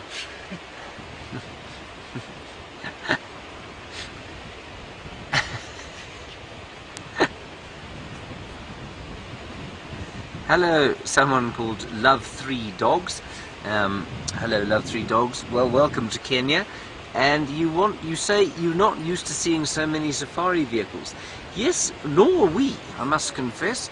But that's just how the character of this place, and you know, it can be, I suppose, a little intrusive at times, but everyone's generally fairly well behaved. And the thing is, it's so open that you can kind of be in an area like this without affecting the animals at all, and perhaps not affecting the guest experience either. The other thing also, Love3Dogs, is that off-road driving is extremely limited in this area, which means that although there are 8 vehicles that side and 8 this side, no one's driving off the road, so no one's messing around, and so it's actually not a bad thing at all. It's a hammerkop, I think. We've got a hammerkop there. Well done, Graham. That's the bird. Yes, that would be good, and it would look less like a vulture. There we are. Wonderful. Hammerkop. You've all seen a hammerkop there at Nkuhuma. Same bird here. Well, not the exact same bird, but the same species. They're not known to come on little jaunts like we are. And here, this indecisive bunch of gnu's showing why they are known as rather gormless. Ooh! Here we go. James Richard, you want to know about endemic birds to the Mara. Are there any? Yes, I've no doubt there are some. I'm afraid to tell you that I have simply not been here long enough for me to be able to give you a list of the endemics. But yes, I'm sure there are 1 or 2 endemic birds here. I mean, some of the new ones we've seen, but we've seen the first lifer we had was at the Nairobi airport. And that was the superb starling, a stunning bird of sort of russet red, white, and then those amazing iridescent blues, greens and blacks that you're used to on our glossy starlings back there in South Africa. We've seen the other thing we saw today while on Facebook. Ooh, this is starting to look very good, everyone. The other thing we saw was something called a purple grenadier. Purple grenadier looks a little bit like a violet-eared waxbill. I don't know if you've ever seen a violet-eared waxbill before, but it's a little finch-like bird with astoundingly beautiful purple colours. Now, Cat in Tampa, you say, have we seen cheetah? We haven't, but we expected to, you know. We expected to see cheetah, and I think we will. They're certainly around here. They're not uncommon at all. They like to eat Thompson's gazelle very much. We did see a serval, like I said, and I maybe forgot to tell you, we saw lions yesterday, one of which I said, look over there, everyone, it's a leopard. And it wasn't. It was a lion lying in a tree. Come on. Come on, you feckless beasts, get in the water. Oh, great upheaval. Brenda, you say you love watching them jump into the water. Brenda, it would give me no more pleasure in nothing would give me more pleasure right now than to see these things doing precisely that, taking the plunge, leaping off the precipice, trusting to nothing but their herd instinct to get them across the river, and hoping that if someone gets nailed by a crocodile, it ain't me in front. Come on. There, look, he's peering over the edge. Hello Tim, you want to know if we see any alligators waiting? Tim, no alligators in this part of the world. They're only found in the New World, but we do find the Nile crocodile. That's what you find, that's what you're looking at over there. Well, eventually we'll be looking at over there. It's a little bit difficult filming in here because we're actually under a compulsory roof. But we don't know if there are any waiting for this particular herd. There could be any number lurking in the depths here.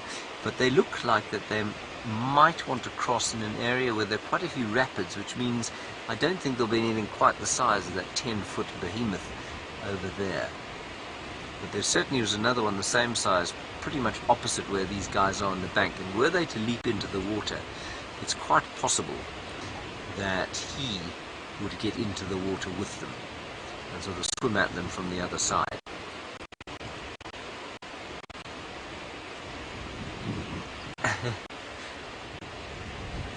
Jennifer, you say you're so nervous you can't even watch these wildebeest crossing on the TV anymore because of the crocs. Well, Jennifer, yeah, I feel a little bit nervous myself. My gut's telling me they're not going to do it, to be honest, but let's see. I hope I'm wrong, because it would be such an amazing thing to witness, especially plunging off a bank that deep.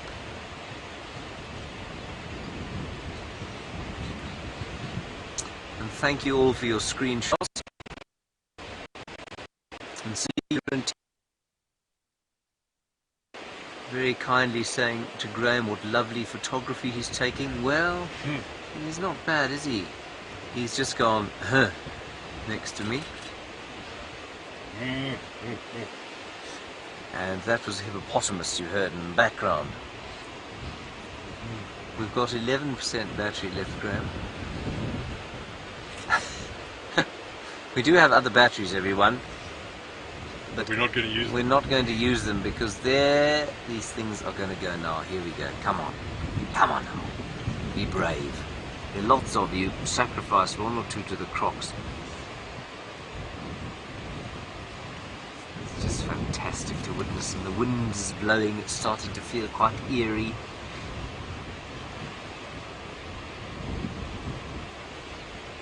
Right, if the battery drops too much more, everyone, and they don't cross, we'll probably quickly link away and then change the battery, but for now let's just keep watching.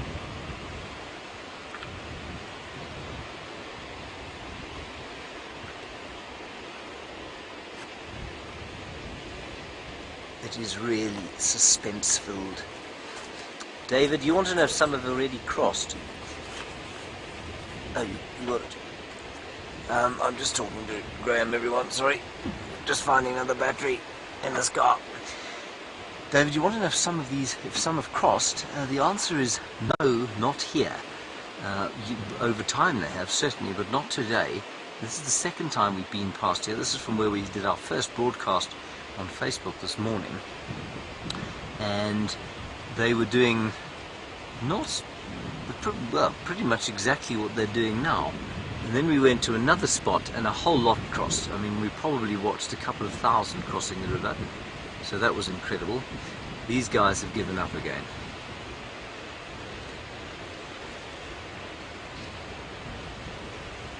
So I think what we should do now, everybody, is we're going to do... Hang on one sec. Oh, one's running. Here we go. No. He's basically saying to his mates, are you mad? Get away from the edge. There's nothing wrong with the grass this side.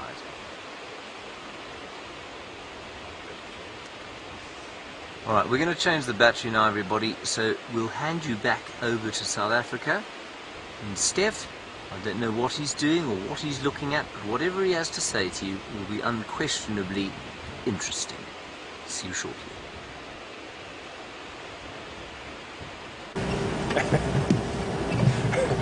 It is actually going to be an interesting statement. Thank you very much, James Henry, from 4,000 kilometers away. I'm not going to say that enough today. I'm going to irritate myself by saying it eventually.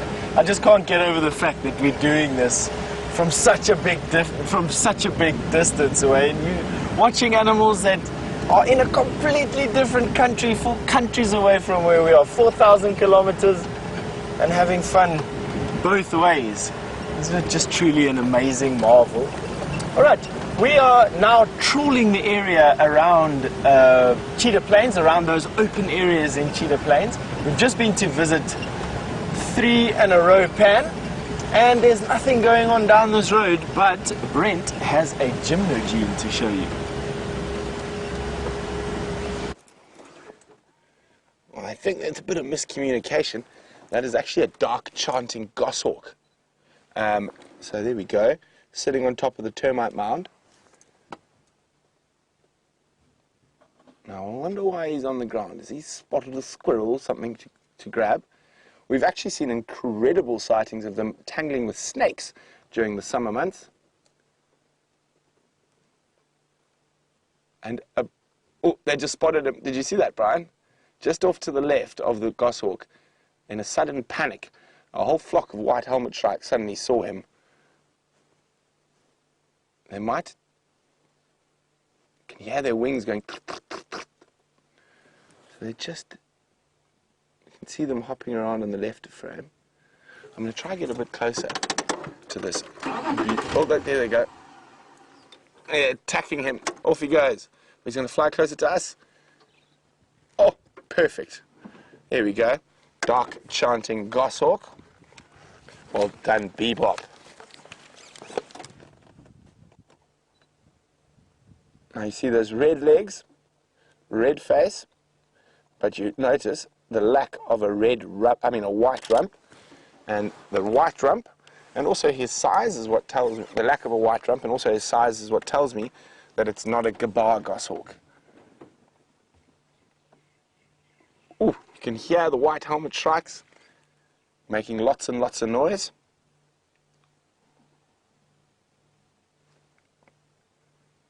Yeah, they're coming in again. Attack of the white helmet shrike. Quickly across to the Mara.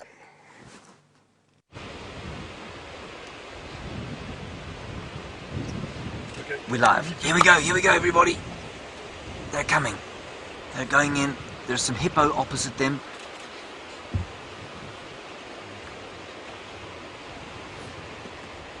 We're just trying to organize the camera a little bit.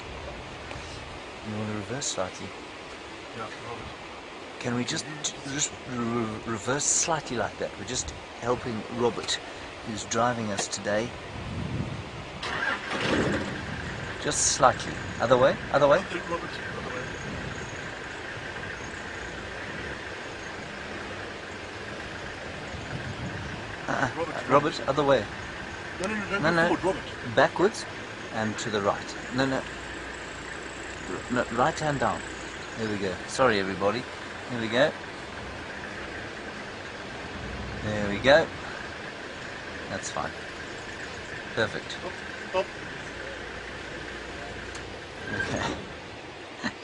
My Swahili not quite as good as my Shangaan, everyone. Tanya, you say it's about time. Yes, it is about time, isn't it? But the new battery says 98%, and that is the chances of crossing, according to Graham Peter and their statistical model. And well, here we go.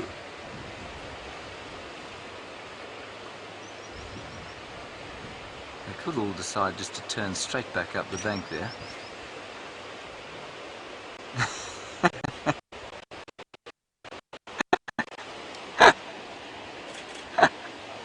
Oh dear. Can you believe it?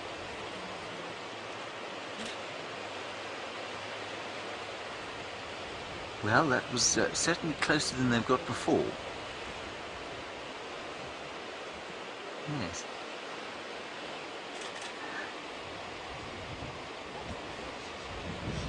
Hello, Hayley. You're wondering if they can break their legs when they cross. It can happen. Not normally at a bank like this. This is not a particularly steep bank. Here comes another lot trying to, well, thinking about coming down. Haley, we were further south on the river during much of the afternoon. Here we go. And there are very steep banks, and they can break their legs when they do that. They can break various parts of their bodies. But their legs, obviously, the ones that go the most. But these banks are not that steep. It's probably about a 6-foot drop. No, not even that. Probably about a 5-foot vertical drop in some places here. Otherwise, it's just very steep. You'll just see a guinea fowl there, bottom right, bottom left of screen. They've managed to do it. They're going to cross. I think here come the guinea fowl, everybody. The guinea fowl are crossing, and they've inspired the wildebeest. Look at that. Sparky, I think you want to know what makes the wildebeest cross the river. Sparky, at this stage, apparently nothing. But, oh, here we go. Sparky, what it is, here we go, we've got a mass movement now. Sparky, it's a democracy. Eventually, the urge to cross becomes overwhelming in enough of them, and they will plunge into the water. They might just want to drink, you know, they wasn't necessarily kind of come across. Oh, this is very exciting. And look at the light. The light's beautiful. It's just popping out now.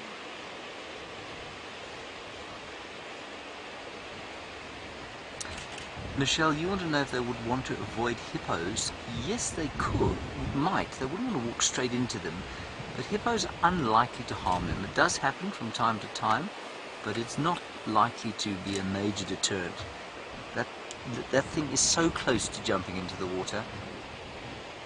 And I'm going to have to try not to scream and whoop for joy when it does happen, because there are people all around us, all enjoying this unbelievable scene. But I might whoop for joy anyway. May I whoop? Permission to whoop, Captain. You may whoop at will. I will whoop at will. Clear to whoop. And sorry, I missed your question. I was talking nonsense. You want to know if this is males and females crossing? Absolutely. This is a herd of males and females. It's a breeding herd. Males, females, youngsters. There are a few yearlings here. There are a few that'll be in their first migration. This will be their first time up here in the Mara. You were asking about the hippo. As they move off to the left here, there is a hippo kind of turning to face them. I don't think he'll sort of mean them any harm. And you know that a hippo becomes tremendously threatened. Oh, some of them chickening out. You can just hear them going bang, bang, bang, bang in the background. And look at the light. Isn't it beautiful? And AJ, you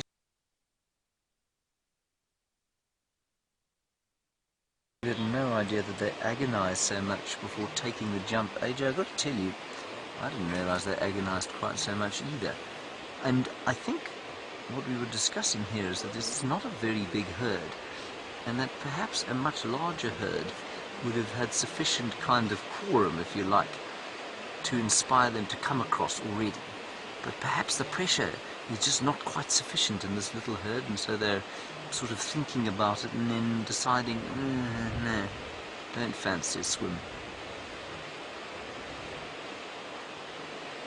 But there are a lot of people sitting all around us on tenterhooks, waiting.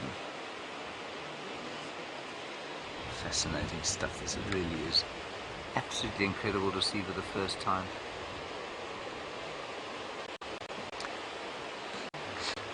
Here we go again, everyone. To know how far across the river you say it looks just like a sort of run. It's quite far, you know. It's probably about, I'd say 200 meters or so. Maybe not quite, 150 meters across. So that's about 500 feet. So I mean, in places it's probably 200 meters. And it's just over 600 feet.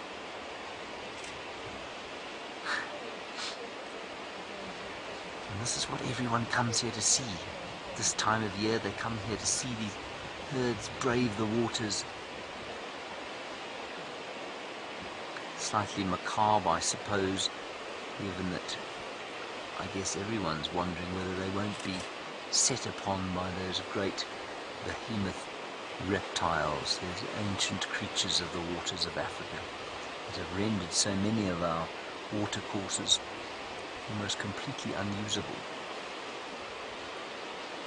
because they lurk in the depths, and they of course are one of the very few animals that see humans as fair game. They're very happy to try and eat us. Not wildebeest, I mean. Crocodiles.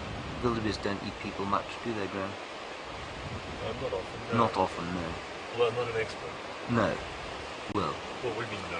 I don't think any of us are experts right now.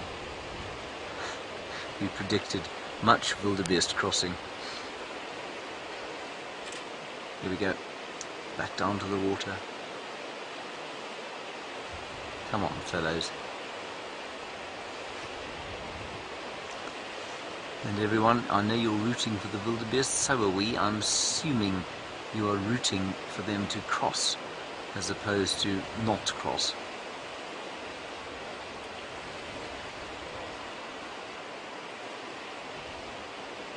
Oh, thank you, Lucia. You know my reputation as the laxative of the bushveld, and you say you're waiting for one of them to poop in front of me. Lucia, thank you. I hadn't thought about that. I'd forgotten about my reputation, and you have now reminded me. And so I feel sad. And look, see, the wildebeest are offended by you, Lucia. They've decided they don't want to cross now. Now, you see where they're going there? That small group, I think that's where they're going to go. That's the most likely crossing point there, which is in the wrong place for us.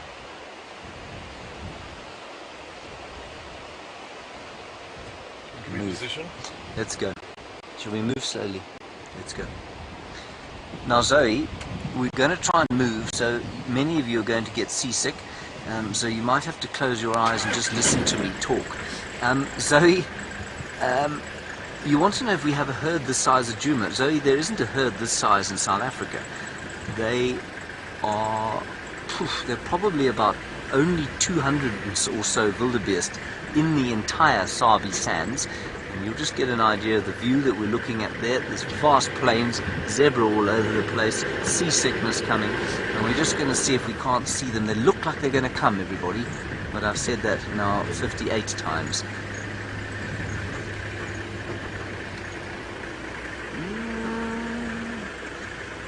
Now there's a shot there. Okay, here we go. I will keep an eye on them while we move, everyone, and if the camera suddenly whips to the side, then you will know that they are crossing. I'm just going to ask the final control to tell me if this gets very uncomfortable to watch. I don't mean from an animal point of view, I mean from a jumping screen point of view. Then you can let us know. But it also gives you an idea of the landscape that we're looking at, which is amazing. It's just so beautiful, and I'm sure there's quite a lot of wind. We will try and kill the ambient mic. I think it's the ambient mic. I'll just put it out. No, it won't. I'll turn it down. Hang on. We're almost there, everybody. Hold on, hold on. Hold on, everyone. Oh, God. I think I just broke a rib.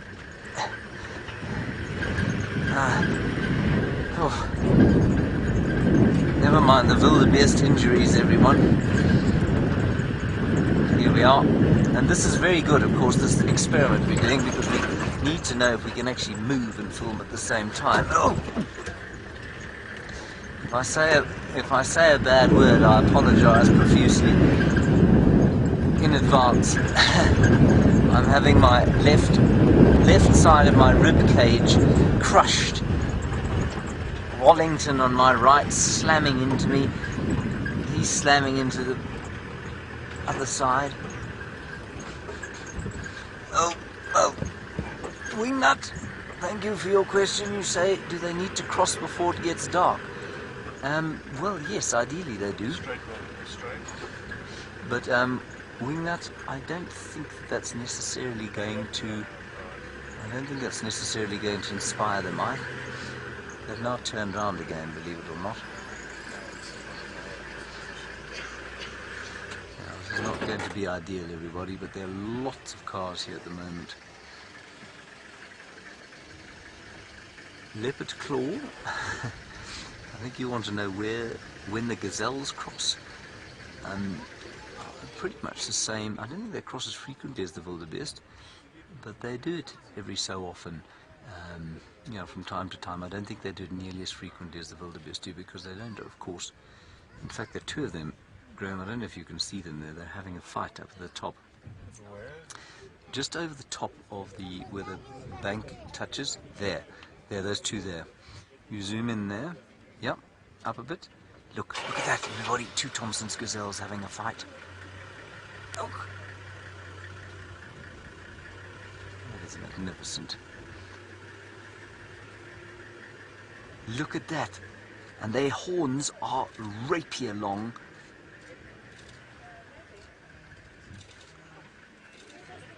And here we have some wildebeest at the water again. Now the zebras are getting in on the act. There are zebras this side watching them. And now they are rock climbing. Now I can only think that that's because there's a big crocodile this side. Because that kind of mountain goat-like behavior is ridiculous. Yeah. Now you know what?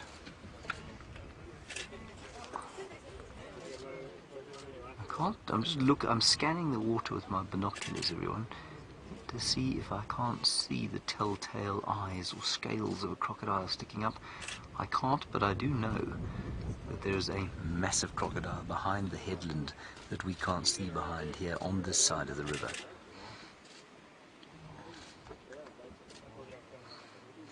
And although this river bends, or pretty much traverses a line that is from northwest to southeast, it bends all over the place. It snakes everywhere. So this particular bend means that they are heading south. And Jules, you wanted to know which direction they were heading. It is that they are heading south. This particular piece of the river flows east-west. Let's just scan again the water's edge and see if there isn't perhaps a crocodile lurking. I don't know if you can hear them, everyone. They're going, oh, oh, oh. It's a wonderful sound. But one begs the question as to why they should be desperate to get across the river. I don't really understand.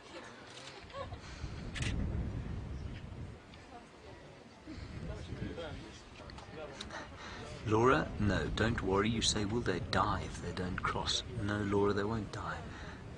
There's plenty of grass that side. But there's obviously some reason, some driver, very powerful driver, bringing them across. There's one in the water now.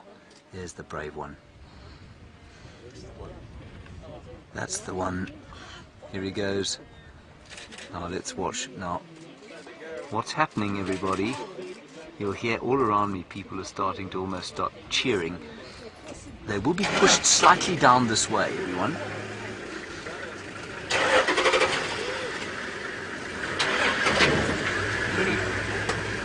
Robert, stop. Robert. Look, there's a croc! There's a croc! There's a croc! It's a huge croc! Look at him! He's massive! He's turning towards them and they can do nothing! Oh my goodness. Look at this. They're trying to get away from him. Oh! I cannot believe this. There's a little one. There's a little one. So it's not that easy for the croc. He's grabbed one. That is a massive crocodile, everybody. He's got to be at least 10 feet long. He's grabbed one by the tail, by the leg now. He's grabbed it. He's got it by the tail. Oh no, it's gone behind the headland now. Half of the herd is coming out. We cannot move, everyone. I'm sorry about this. Go forward, Robert. Get in there. We'll try and get him forward now. Oh, this is unbelievable. Can you believe it? Okay, that's good, slow. Everyone, we don't know. We don't know what's happened now. We can't see. No one can get behind this headland. And we'll just see if we don't see one perhaps missing a tail. I can hear it bellowing.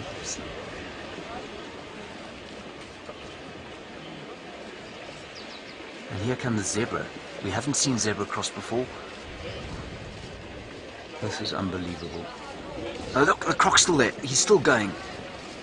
The wildebeest are just leaping here. He's obviously still in those shallows there, just behind this headland. There he comes, here he comes, here he comes.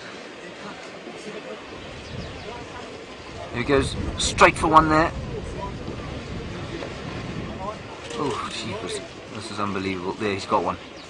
No, it's got away. That crocodile's the biggest crocodile I've ever seen, everyone. And there are many of them here.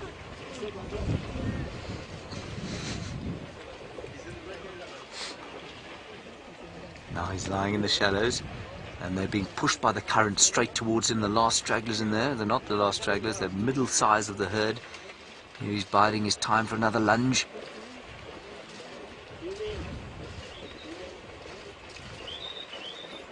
Yeah, Blobbit McBlob, lovely to hear from you. You say your heart has popped out of your chest. Mine too. Ooh, here we go.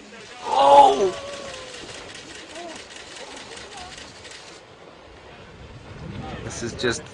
This is too unbelievable.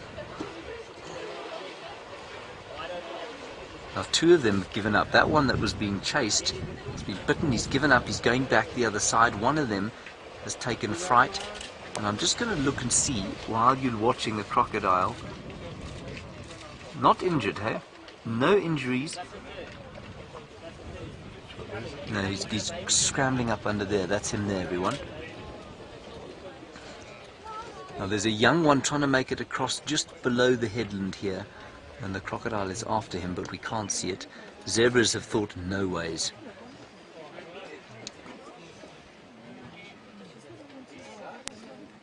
Gee whiz, people, I really didn't expect to see this on our very first day here. Crocodiles trying to catch wildebeest on a Maasai Mara crossing. Now they've just crossed onto the Mara Triangle. You can hear a couple of the zebra alarm calling. That was just unbelievable.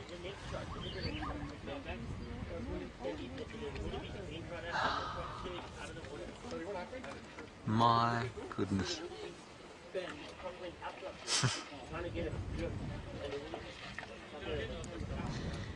And Aunt Sissy, you say, can you believe that what we're doing here is being broadcast live? Aunt Sissy, I can't believe I'm seeing this, let alone broadcasting it to you live. And what an unbelievable thing that you are seeing this all over the world. You've just watched one of the most iconic African wildlife spectacles that there is. Crocodiles in the Mara River grabbing at the migrating wildebeest. And somehow he conspired to miss. You can see how they cannot have any dent on this wildebeest population. There are so many of them. Yeah, and James Richard, I have to say, I agree with you. I mean, I'm seeing this for the first time like you are. You say the croc success rate is a lot lower than you imagined. Yeah, I would agree. Much lower. I mean, he probably had a lunge at, what, 50 of them? And there he is. You see, we didn't see him. I don't know if he was the same one that was on the banks here. He could well have been. There could have been others lying underneath.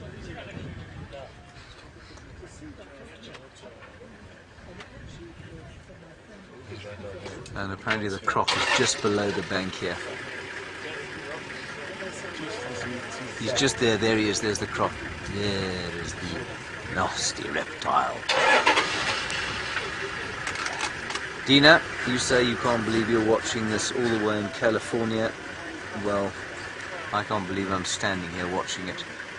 And you can hear all the vehicles starting up probably now. They're off to go and have a drink. They're all going to be staring at the photographs they've taken.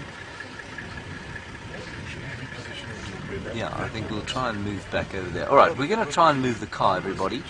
While we do that, let's head across to Steph, get an update from him, and we'll move the car and see you back here in just a little while.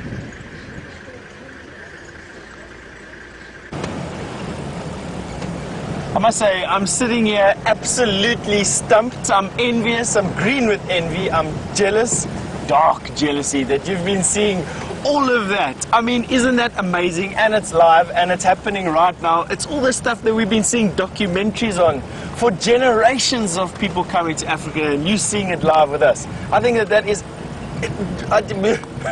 is all I have to say about all that stuff. It's just too much to take in. I'm very, very excited for James. I think it's just so much fun for him to be there, and I'm sure you can see that in his face and with everything that he's doing.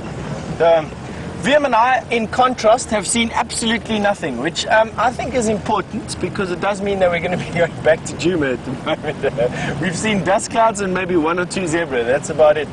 So now we're going to head back into the sun, and we're going to head back onto Djuma and see what we can see over there.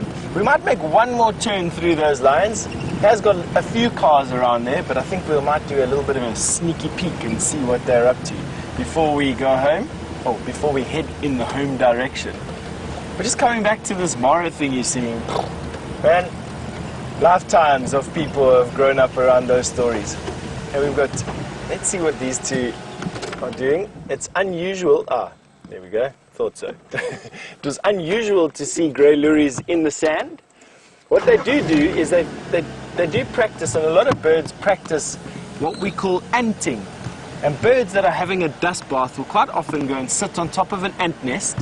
They shuffle their feathers and the ants crawl onto them, and then as they're shuffling their feathers, the ants start to give off formic acid. And what that does is it loosens and irritates all the mites and parasites on their feathers. And I think that's what these two were doing, is anting. A way of giving themselves a bath. And there you have the grey go-away bird, or grey lory. I just quite enjoy these birds, to be quite honest with you. They belong to a very colourful family of birds called the turacos. And although these are the drabbest ones that you'll ever find, compared to their cousins, they're very comical out here for us. Can't see much now because it's behind that stump.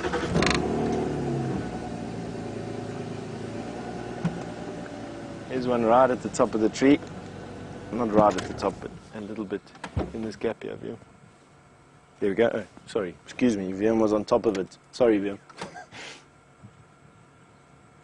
They are frugivores. They like eating fruit, and they do go from tree to tree looking for fruit. But this time of the year, they'll eat almost anything. Seeds, they'll even eat young leaves and shoots.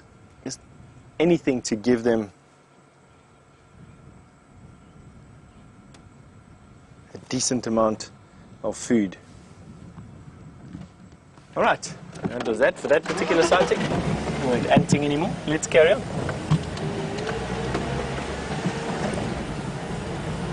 The sun has cooled down a little bit, I must say. It's still got that intense orange glare, as you no doubt can see over this area here. But it's not as white hot as it was about an hour ago.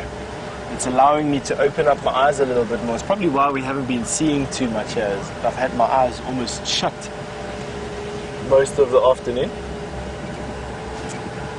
Alright, and while we carry on down here and weave our way through this crest, this dusty crest, we'll send you back up to Brent, who's got an update for you.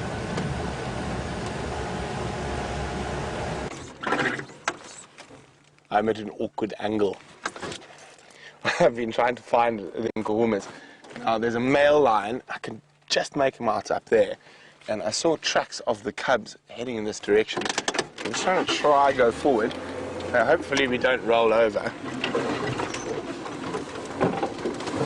And I'm just trying to have a look up one of these little areas here. But we've got to get our angles right. What's there, Brian, that's making me jump? A wall. Is it a small wall or a big wall? Okay. No. Are we over it? Almost. Okay, let's try from the back of it. Let's change the angle. We good? Okay. So I was hoping that around the corner up there was going to be a lion cub. But alas, no such luck. And what I'm doing is I'm listening to see if we can hear that wonderful, cute sound of lion cubs.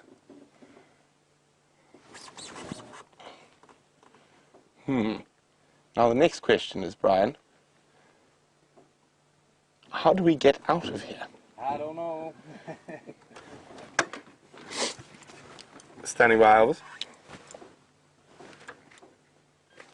Yeah, I'm fine. I'm just trying to see where the Nkonzo for the Mampimpan go.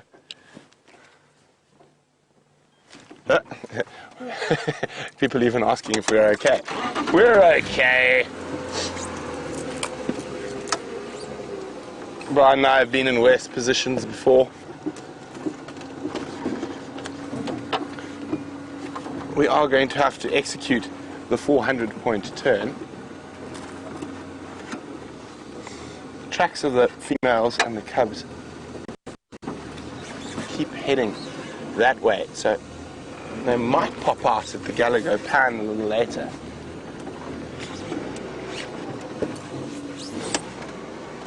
Okay, this is going to be very interesting. Yeah. Well, I try to do a 400-point turn. Let's go see what Steph's up to.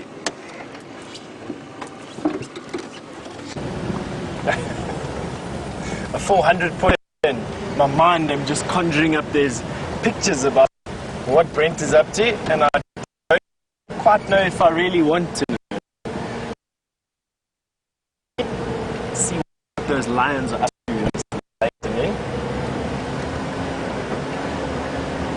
So we're going to pick one down here. Must be on that are here. I mean, today we've seen probably about 50 or 60 zebra here on Cheetah Plains. I saw one waterbuck and one kudu. We've seen a couple of herds of impala, nothing more than that. Oh, we did bump a herd elephant that was doing about 1,000 kilometers an hour, running away from who knows what. But not to.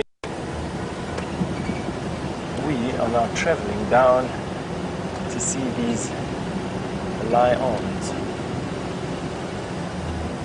Just got to make some space for this car that's coming up in front of us. Circles around each other, trying to see all we can see in these blocks today. Right. I was just about to say, I've been surprised at all these elephant tracks, not just herds. On the Djuma side, we're getting a lot of herds coming through, but very rarely do we see any big bull elephants. Go back, sorry about that. We were obviously on the edge of dip or black hole place are going to be lying. And I've got a feeling now that inside that deep bowl where they were lying, there's going to be a lot of shadows now, which means that they're probably going to be spread out, which also means that we're probably going to be able to do a decent count on those cubs that we've been wanting and needing to do.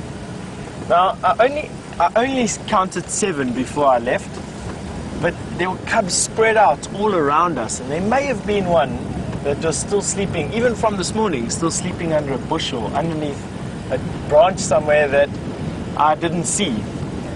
It's going to be nice to see what it looks like when we get there. It's just in front of us here. Let's go and find out.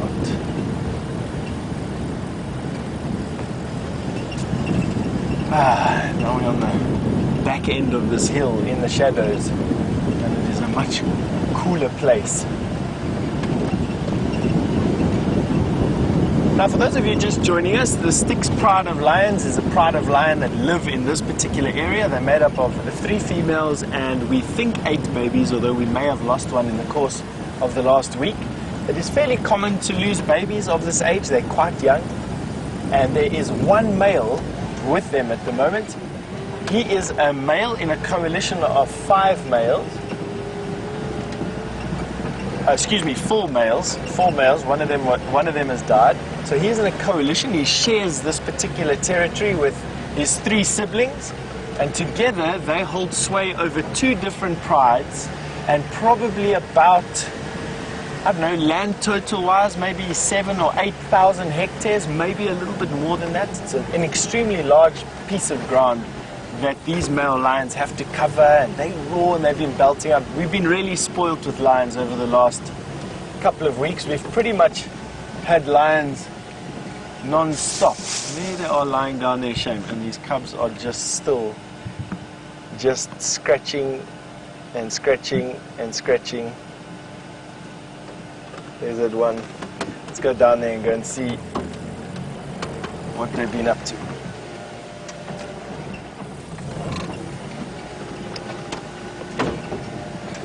Right, put on all the 4-wheel drives and all the diff locks.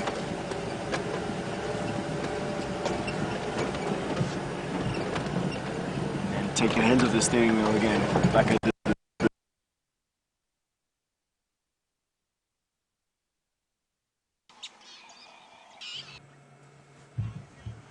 Well, you'll be glad to know that we didn't crash and roll down that hill, and that is why you lost the signal.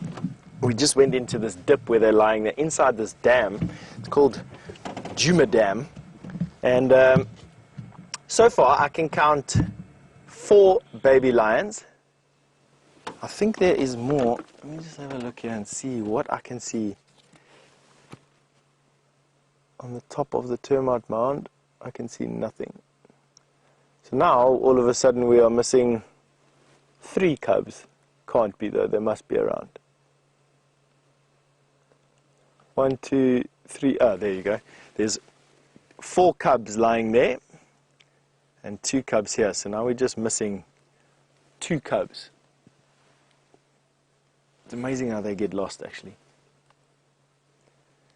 They're so camouflaged, even lying here in the open. I know that the mange is making them even more camouflaged than anything. This little one that's closest to us in particular. Look at how swollen his face is from all the scratching. Ugh. To be honest with you, I don't think that this little guy's going to make it. He is just absolutely covered.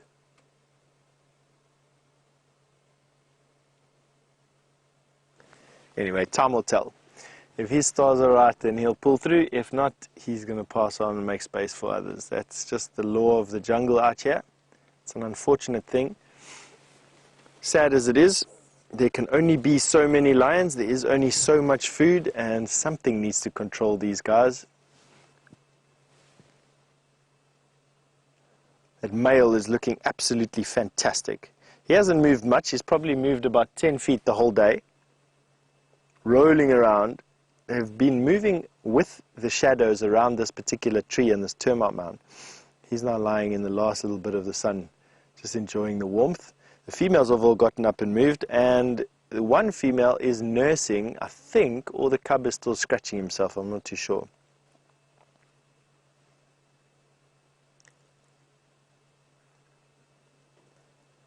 The rest of the little guys all just playing in that hollow. Not playing really, they're going to start playing. I can't imagine that after an entire day lying, digesting a buffalo, that they've done much with this build-up or reservoir of energy that they have. And they're going to have a lot of energy. My feeling is, as soon as it cools down a little bit more, and I'm not even talking hours here, I'm talking a couple of minutes. Brent Smith has managed to find what I couldn't this morning, and he is with the Nkuhumas. I wonder how he got there.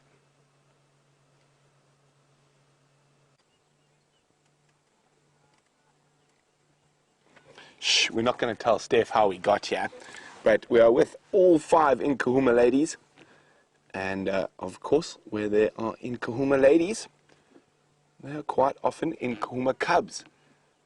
Now, the cubs are not in the best spot for us to view them at the moment, but I'm hoping they are going to come down. And they are looking like they're about to get moving. There's a bit of movement up there, a bit of playing. So maybe they'll come down and see the moms.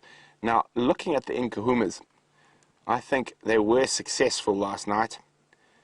Look at those bellies. They were hungry when we left them at the end of Sunset Safari. Now they are rotund.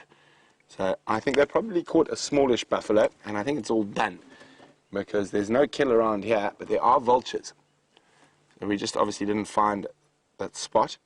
And I think by morning it was already done. Now, the youngest lioness has managed to lose her tail. The Birmingham boy. So if we start from the far right, there we go. That's one of the mothers. Hello, lady.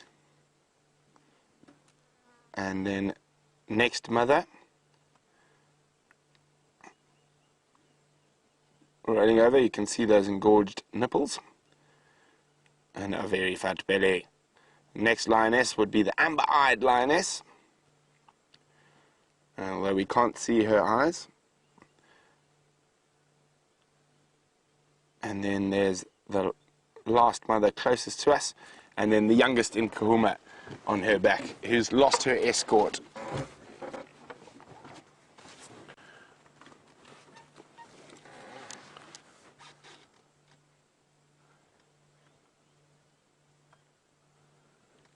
And of course all the cubs seem to be sleeping up high there.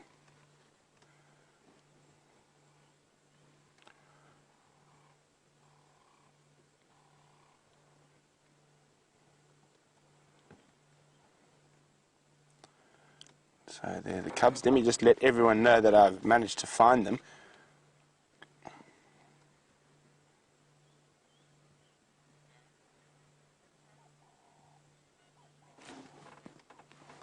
Little ones.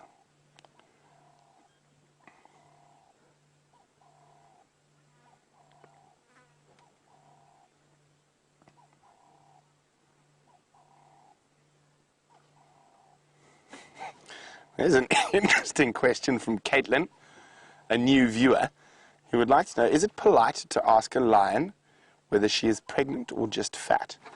Well, lions go from fat to skinny quite quickly, and I don't think they're too worried about their weight, Caitlin. So they're able to gorge up to about, a big male can gorge up to about 60 pounds of meat in a very short period of time. Now, looking at all these lionesses, they all ate quite well last night. When I left them at about 6 p.m. yesterday evening, they were all very hungry. So they must have... Oh, is that another male coming in, Brian? Or is that a cub gone on a meander? It looked... What is going on there? I saw some movement just to the right of the cubs. Yes, there's a male. Here he comes. That's the escort of the youngest lioness. Oh, Mom is not happy with him alone with the cubs. Off she goes. You stay away from those babies. You're a bit rough, mister.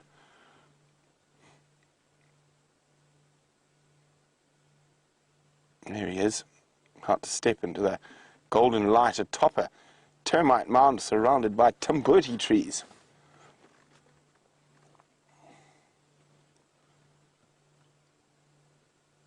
Immediately she got up when he was alone with the cubs.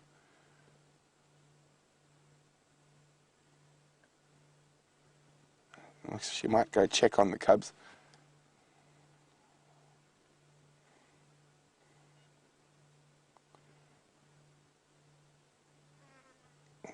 Here we go.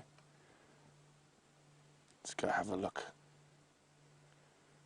Call the cubs down. Come play in the drainage line next to us. It's far nicer down here, guys.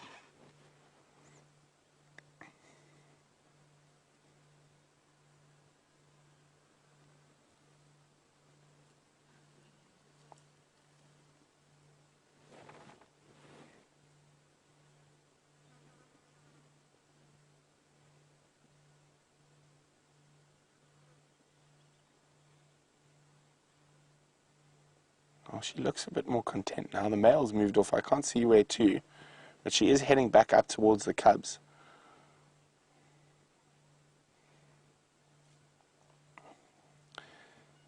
Now, Kerry, you are spot on. It is such a stark contrast between the Styx and Nkuhumas. The Styx have the picture-perfect little cubs, and the other way around. The Nkuhumas have picture-perfect little cubs, and the Nkuhumas literally are the most beautiful. All the lionesses, there's no bits missing, there's no little bits of mane showing, and of course all these cubs are beautifully, fully furred.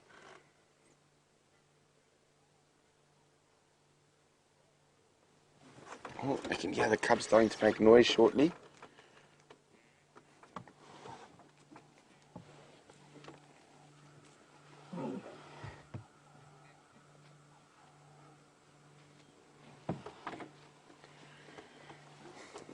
Okay, I just got to be on the Game Drive radio for a second.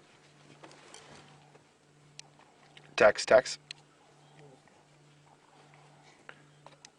I've got the one Satya and Mampimpan, probably about 100 meters further to the east from where that one was. You might be able to get a vehicle in from the Skova, from Gallagher Pan. They're not far from the Pan.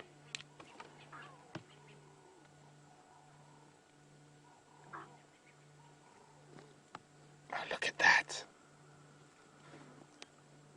Copy.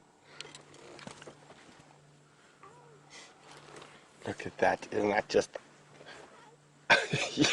So that's one of the youngest. I'm probably about 10 weeks old now. Okay.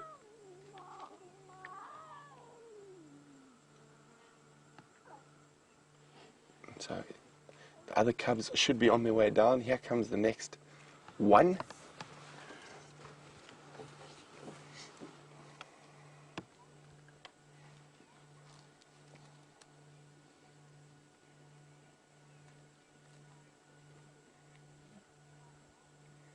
Well, Cardinal says the triumphs and tribulations of the wildlife really make Safari Live so compelling.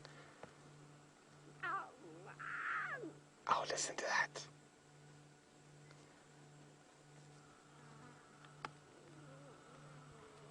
So those are two of the younger cubs.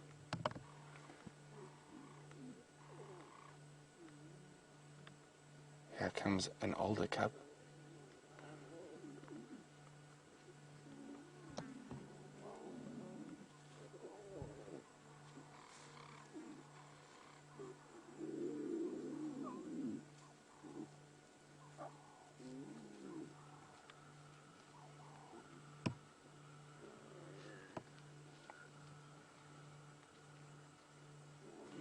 Sorry, I just got to be on the Game Drive channel for a second. Aubrey, were you looking for me?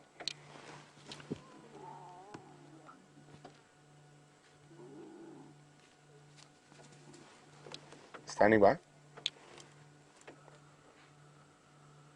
Yeah, they all come.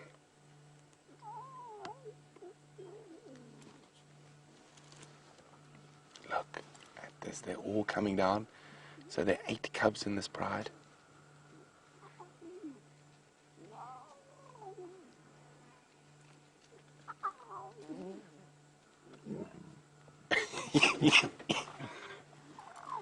That was Amber Eyes.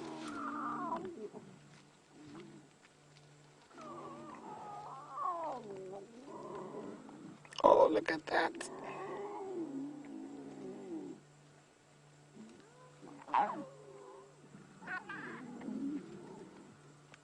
Oh, it looks like we've just arrived at the most perfect time. Now, another new viewer, Toxigenic, would like to know, at what age do cubs eat meat? They'll start eating meat from about 6 weeks old, but mostly supplemented by mother's milk. Now, lions practice something called... Oh!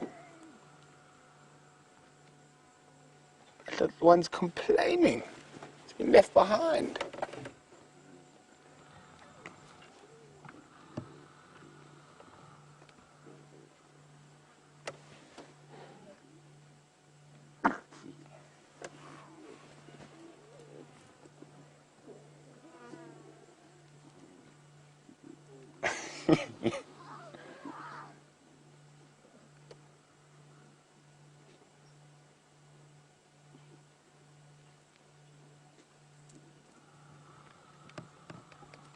He's deciding to be an independent little lion.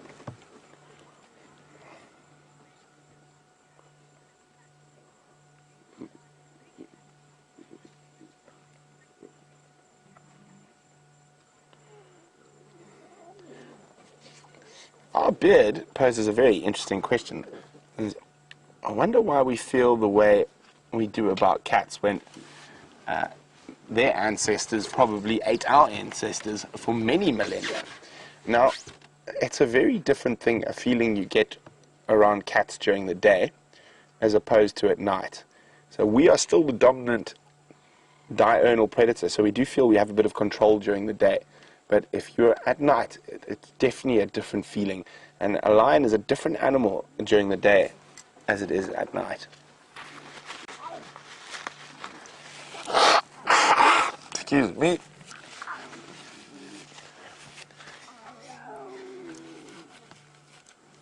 Now, it's a good example of allo suckling happening at the moment. So you will get different litters suckling off a single female, and all the lions will share suckling of all the cubs if they have cubs at the same time. Oh, here comes the independent. Standing by. Just moving forward, but it is quite difficult to get you.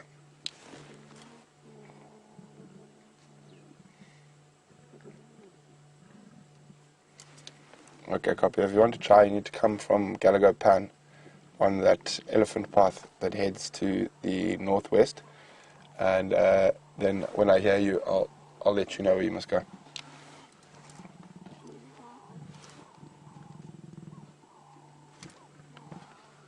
Okay, copy. Thanks, Albus.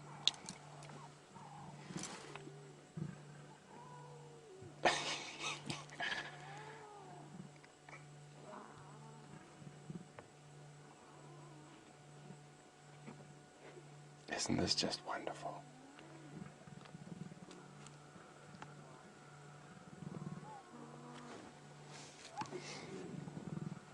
You know, I wonder if it's going to join the literal scrum of lion cubs.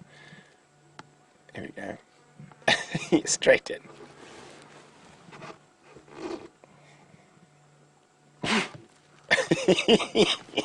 One sneeze gave everyone a fright.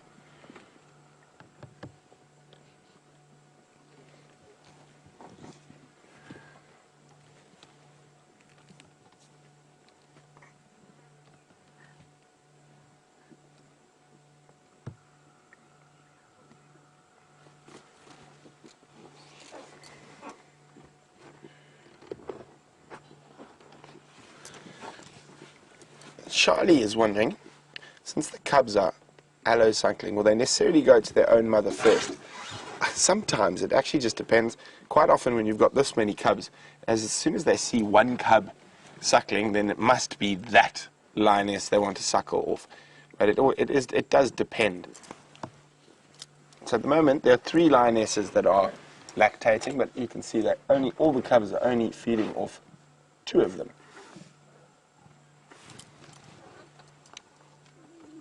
Standing by.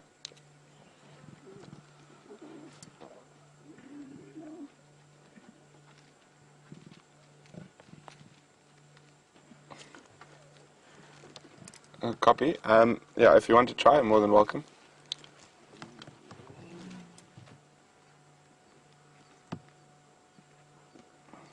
Look at that. So she got a bit upset, and now remember those cub teeth are probably as sharp as hypodermic needles. Oh. Incoming from above.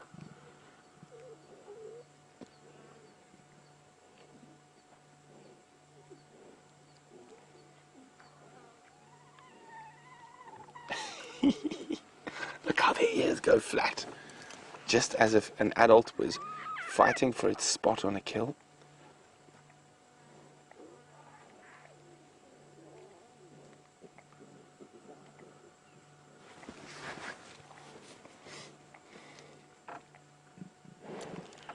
Sorry guys, I'm just going to try help Elvis get in here. Standing by.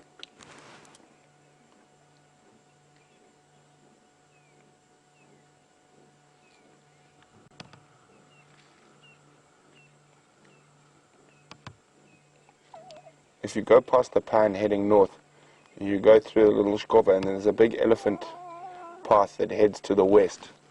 You head west down that elephant path.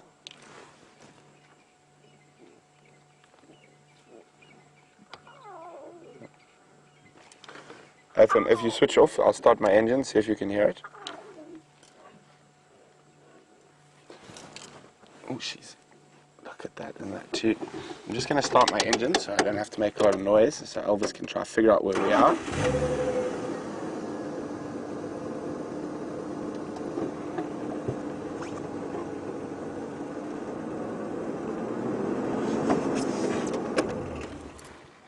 There we go. Did you get that audio?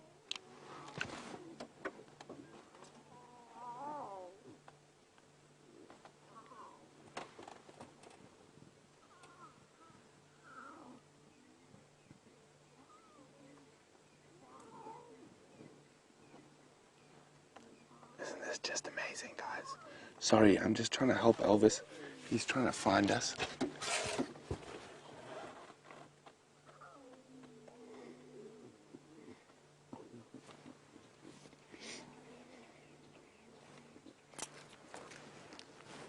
Elvis, I'm due west of you, but there's a skova to the north. If you can get into the bottom of that skova and then head west, you'll get visual.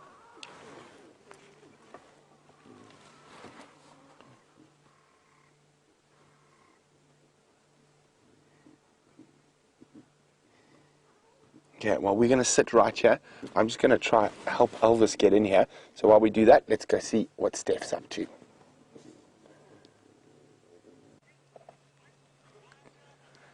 We're still up to sitting here with these Styx lioness, and I must be honest with you, I'd like to contrast the difference between the healthy Nkuhuma cubs and these pretty grisly Styx cubs.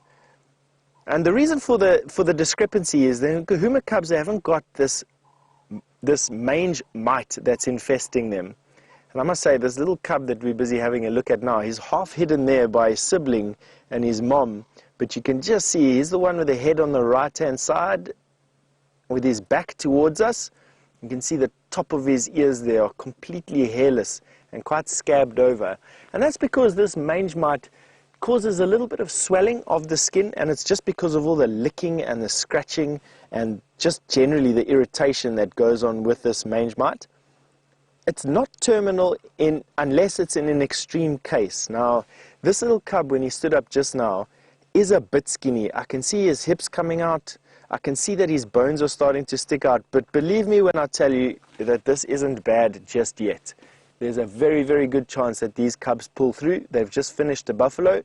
Mom is busy lactating. These Birmingham boy male coalition are in full control of this territory. There's no one infringing on them whatsoever, and so there's no stress from that particular environment. We have the dry season in full swing at the moment, which is absolutely glorious for lions. As you can see, this male lion hasn't got a care in the world. Have a look at that relaxed place. I even see a little snore coming out from his lips over there. Just have a look at that. Very relaxed. That lioness, since we got here about 20 minutes ago, she hasn't even moved. He hasn't even given us an open eyeball or flicked her hair, an ear. She's been in dreamland the entire time. Now, as many times as I say this, I'm going to say it again, I am absolutely amazed by the fact that with a simple sentence, I can send you 4,000 kilometers away to where Mr. James Henry has a hyena den he'd love to show you.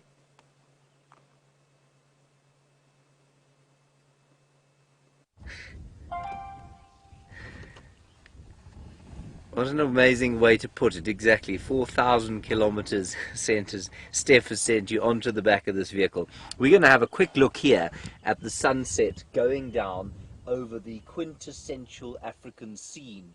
The odd tree on the horizon silhouetted gorgeously. There's some weather coming in that has turned this incredible sunset, 1,000 shades of pink and ginger and orange and yellow and various other colours that are probably not describable by someone with my humble vocabulary. Now, over there, I know we've all been missing. Come on, Wallington, bring your camera here. I know you've all been missing the hyena den deeply at Nkuhuma. Well, we'll have a look at this one here. And it's a bit of a joy, really, to find a little hyena den. Look, there's a little one with its head out of a tiny little hole. Now it's blurry, but soon it will be in focus. There we are. And Graham, just to the right of that one, it looks like a gopher has just put its head out of the ground. It's now put its head back in. Whoops. There's a little one there. Look. And apparently these hyenas are heavily researched. It's eating something. Now, one of the things I was saying very early today is that the animals here die faster than they can be killed, if you know what I mean. So more animals here probably die of natural causes than they do from predation, which means that for scavengers, especially vultures, there are vultures all over this place during the day, landing on bits and pieces, carcasses and those sorts of things that we don't see. We don't see them dying, you know, and they're killed.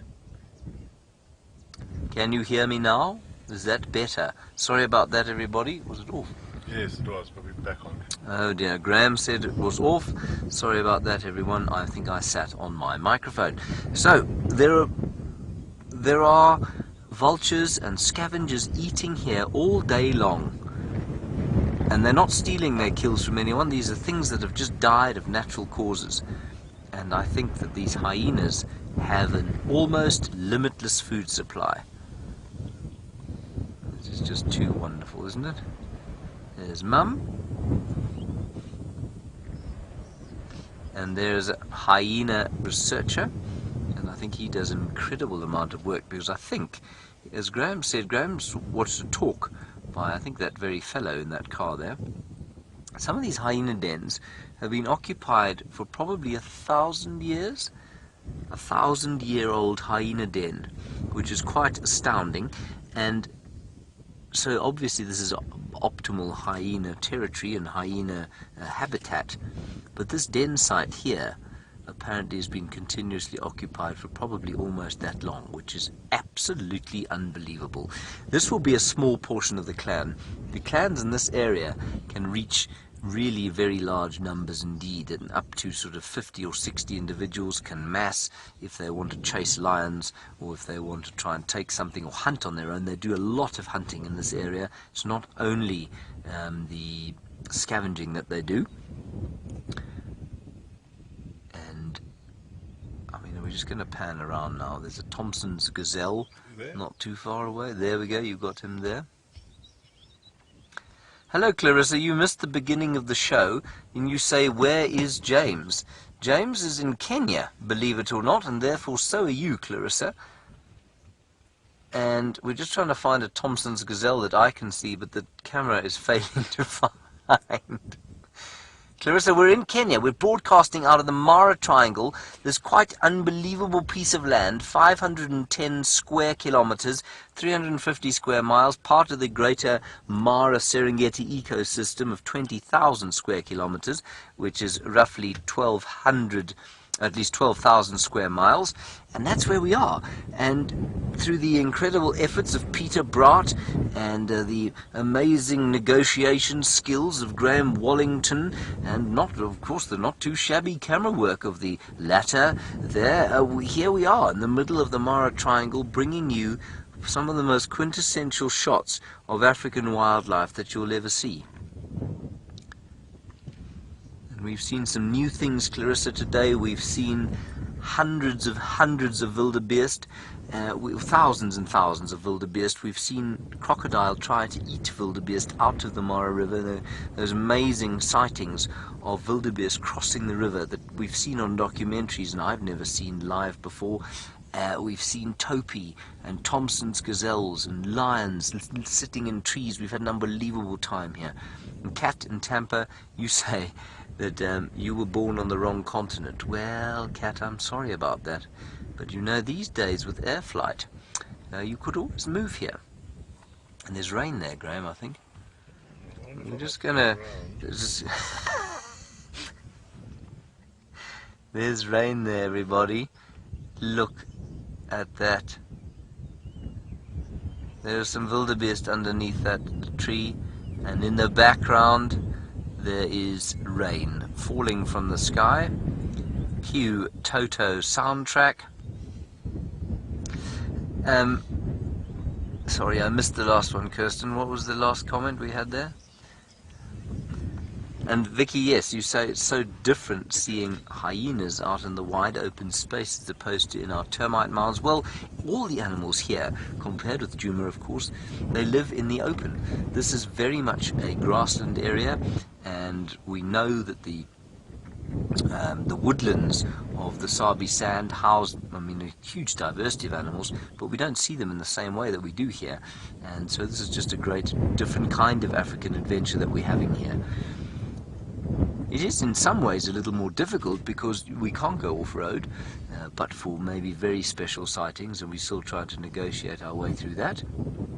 And so it can be a little bit more difficult, but because you can see so very far, yes, I mean, it really is unbelievable. And the sheer volume of animal life here blows my mind completely. And in case, for those of you who have just joined us, like Clarissa, 1.5 million wildebeest come into this area every year. 300 to 500,000 Burchell's zebra, 200,000 Thompson's gazelles, and there are probably any number of others. And you know, those are just wild estimates. Nobody's ever counted them actually. And there's some wildebeest now, just wandering across the plains. They've obviously been separated from the much larger herds, which cover this place like ants. Aaron, you're wondering if we're going to be live again tomorrow. Yes, we probably will once or twice. We're not sure when or how or if. We're trying quite desperately to sort out various things here because we've got a very short time. So yes, we hope to do some live stuff tomorrow, absolutely. But we're not going to guarantee anything. You might just be able to hear the wildebeest here going bow, bow.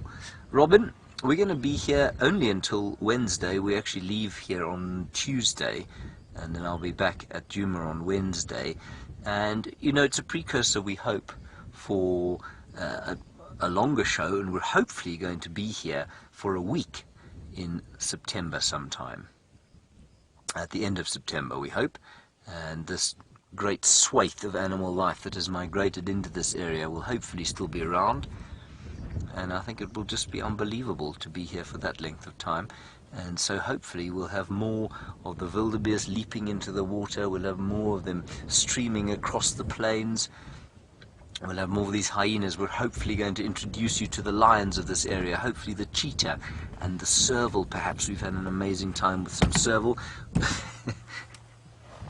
And the topi, and the Thompson's gazelles, and the Grant's gazelles, and all the other amazing things, and the birds, totally different birds from the ones that we get at home.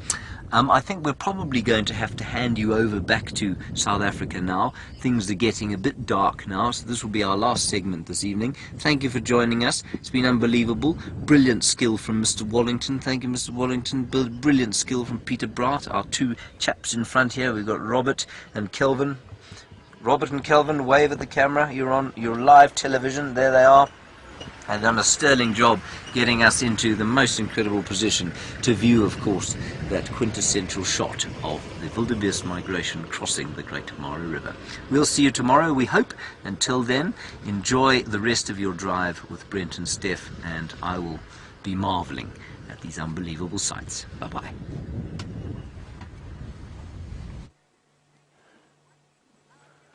Well, from an unbelievable sight in Kenya to an unbelievable sight here in South Africa, we are mere feet away from the Nkuhuma Pride. All 8 cubs are present. Isn't this just spectacular?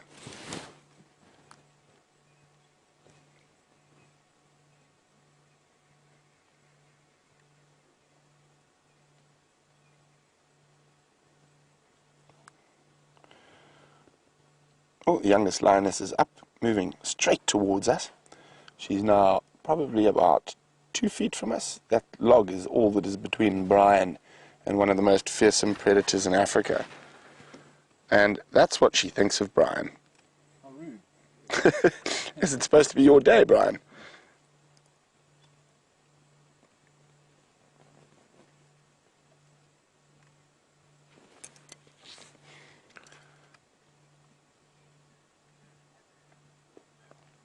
So you can see they're a lot less active than they were at this time last night, because they've had a nice big meal.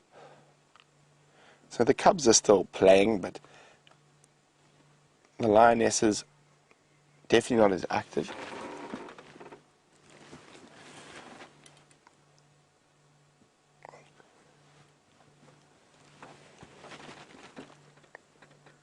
Oh, Brian, she really likes you. You can see how close she is. Oh, we can smell what she just deposited. Yo!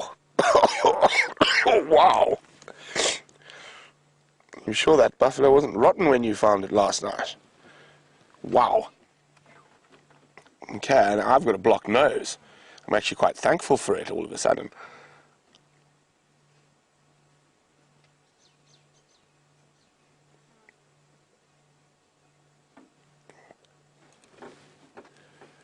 Yo.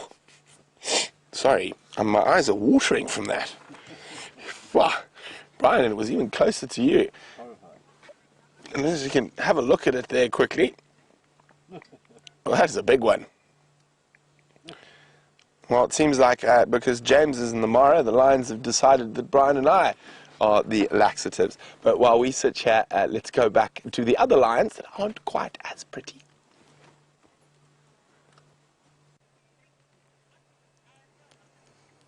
And yes, these cubs have started to feed again. They're not quite as lethargic as they were a little bit earlier, and that's because the sun is now finally set, as you no doubt would have seen, and it's a little bit cooler, which means that it's a lot easier for these big cats to move around. One of the things that was just the most amazing in the last couple of minutes that we saw here with these lions lying in the darkness here is that because we've been stationary here for so long with nobody around us, that lioness that's on the left-hand side was dreaming, and in her dream she started to roar, and she roared a full roar, but muffled, like she couldn't really get it out. It was a mumble, it was a dream murmur, but as a roar. I've never seen it before. VM says he's never experienced it before. It was just something completely different to anything that I've ever, heard that a lion does. I've seen them dream and twitch, run even, like dogs run in their sleep, but never roar in their dream before. There's just something bizarre that happened in the last couple of minutes. What an extraordinary day it has been today. Not only do we have the Styx Pride and the Nkuhumas for once in the same show at the same time, but we also went live from the Mara Triangle all the way from Kenya with Mr. Henry and got to see a crocodile attacking some wildebeest crossing. And what are the chances that that happens on our debut from there? I mean, it's just insane. A really fantastic day.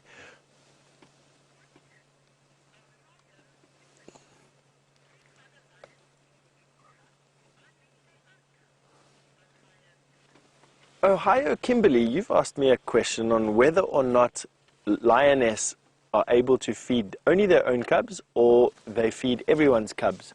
And it's nice for me to say that lioness feed anybody's cub. So if a lioness is lactating, she will lactate to any cub, or she will nurse any cub from any of her sisters, not necessarily just her own cubs. And this will carry on all the way until those cubs are weaned. So even older cubs that need more milk, here comes the 7th cub. We were wondering where he is. He's just walked off of this termite mound. So now the full 7 cubs are accounted for. He's just busy walking over to his siblings underneath the tree. So just to finish off that point, that even older cubs that require a lot more milk will nurse from a different mom. And that's a profound statement. It means that the lions don't necessarily keep all their milk just for their cubs, and then anything spare they give to other cubs. It's a free-for-all, first-come, first-serve basis. Completely different in hyenas. In hyenas, it's never a first-come, first-serve basis. One mother will look after her cubs and her cubs only, and it depends on her station and her power and her ability to feed her cubs that will determine the success of those cubs or not. Here we go, back onto these lions. I don't expect them to actually wake up and get moving until it's full dark. This female has lifted up her head every now and again. I think she's just checking on those other little cubs around. There she submits to those two little hungry mouths that are needing every little bit of sustenance that they can get, so that their bodies can fight off this infestation.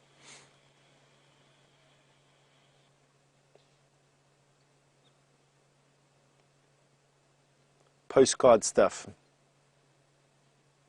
Lions in the open. It's funny that they've chosen this dam.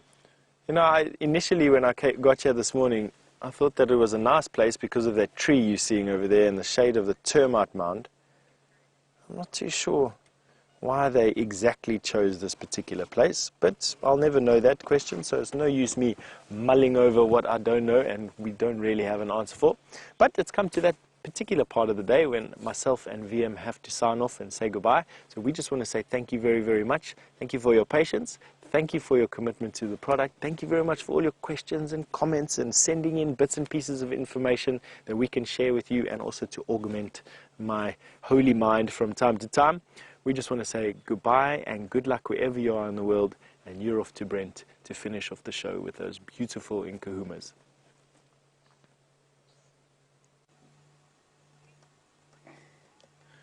Well, we have literally been surrounded by landmines now.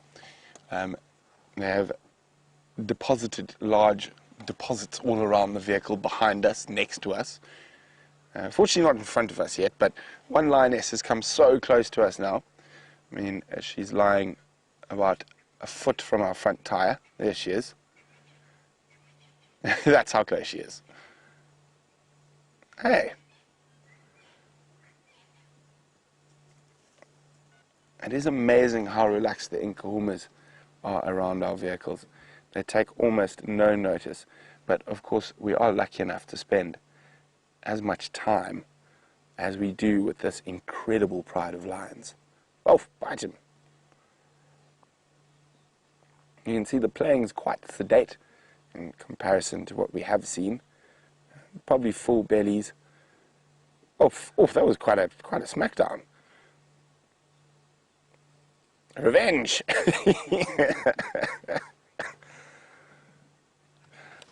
Aha! No one managed to get what all the leopards, the killer bees, have seen. Brian, would you like to go with number one? Anderson. And no, that's the one they did get. No, okay, Anderson. Number two. Shiluva. Shiluva 2013, not 2005. And then we have recently Tsakani, and last but not least, also recently, Nchila, the tail. So there we go. Those are leopards that only the killer bees have been lucky enough to see on Safari Live. And although we have spent so much time with the Nkuhuma cubs, I never get tired of sitting next to these wonderful little creatures. Oh, got him by the nose. Oh, third in. No. Going to, ooh, stalk. There's an ambush in wait. Not the quickest ambush out there.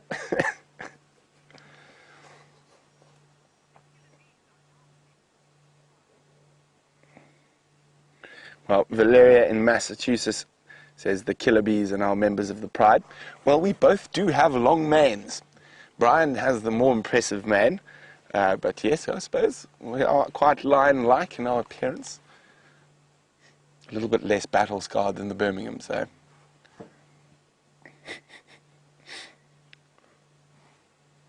Lion cubs are... Oh, speaking of Birmingham, I heard a Birmingham sneeze. And we can't really see him from where we are. I can just hear him. And we are coming to the last minute of a very pungent sunset safari as we sit surrounded by lion deposits. And isn't it wonderful that we were able to find the Nkuhumas eventually in the bottom of this drainage line. It has been a wonderful Killer Bee Day. It has been indeed. And so exciting. Not only was it Killer Bee Day, but the first live broadcast from Kenya. How exciting was that? So from Brian and myself and the Killer Bee Thumb, who is on its way now, it's been absolutely splendid having you with us. And we can't wait to do it all again tomorrow morning. But for the last few seconds, let's look at the wonderful Nkuhumas.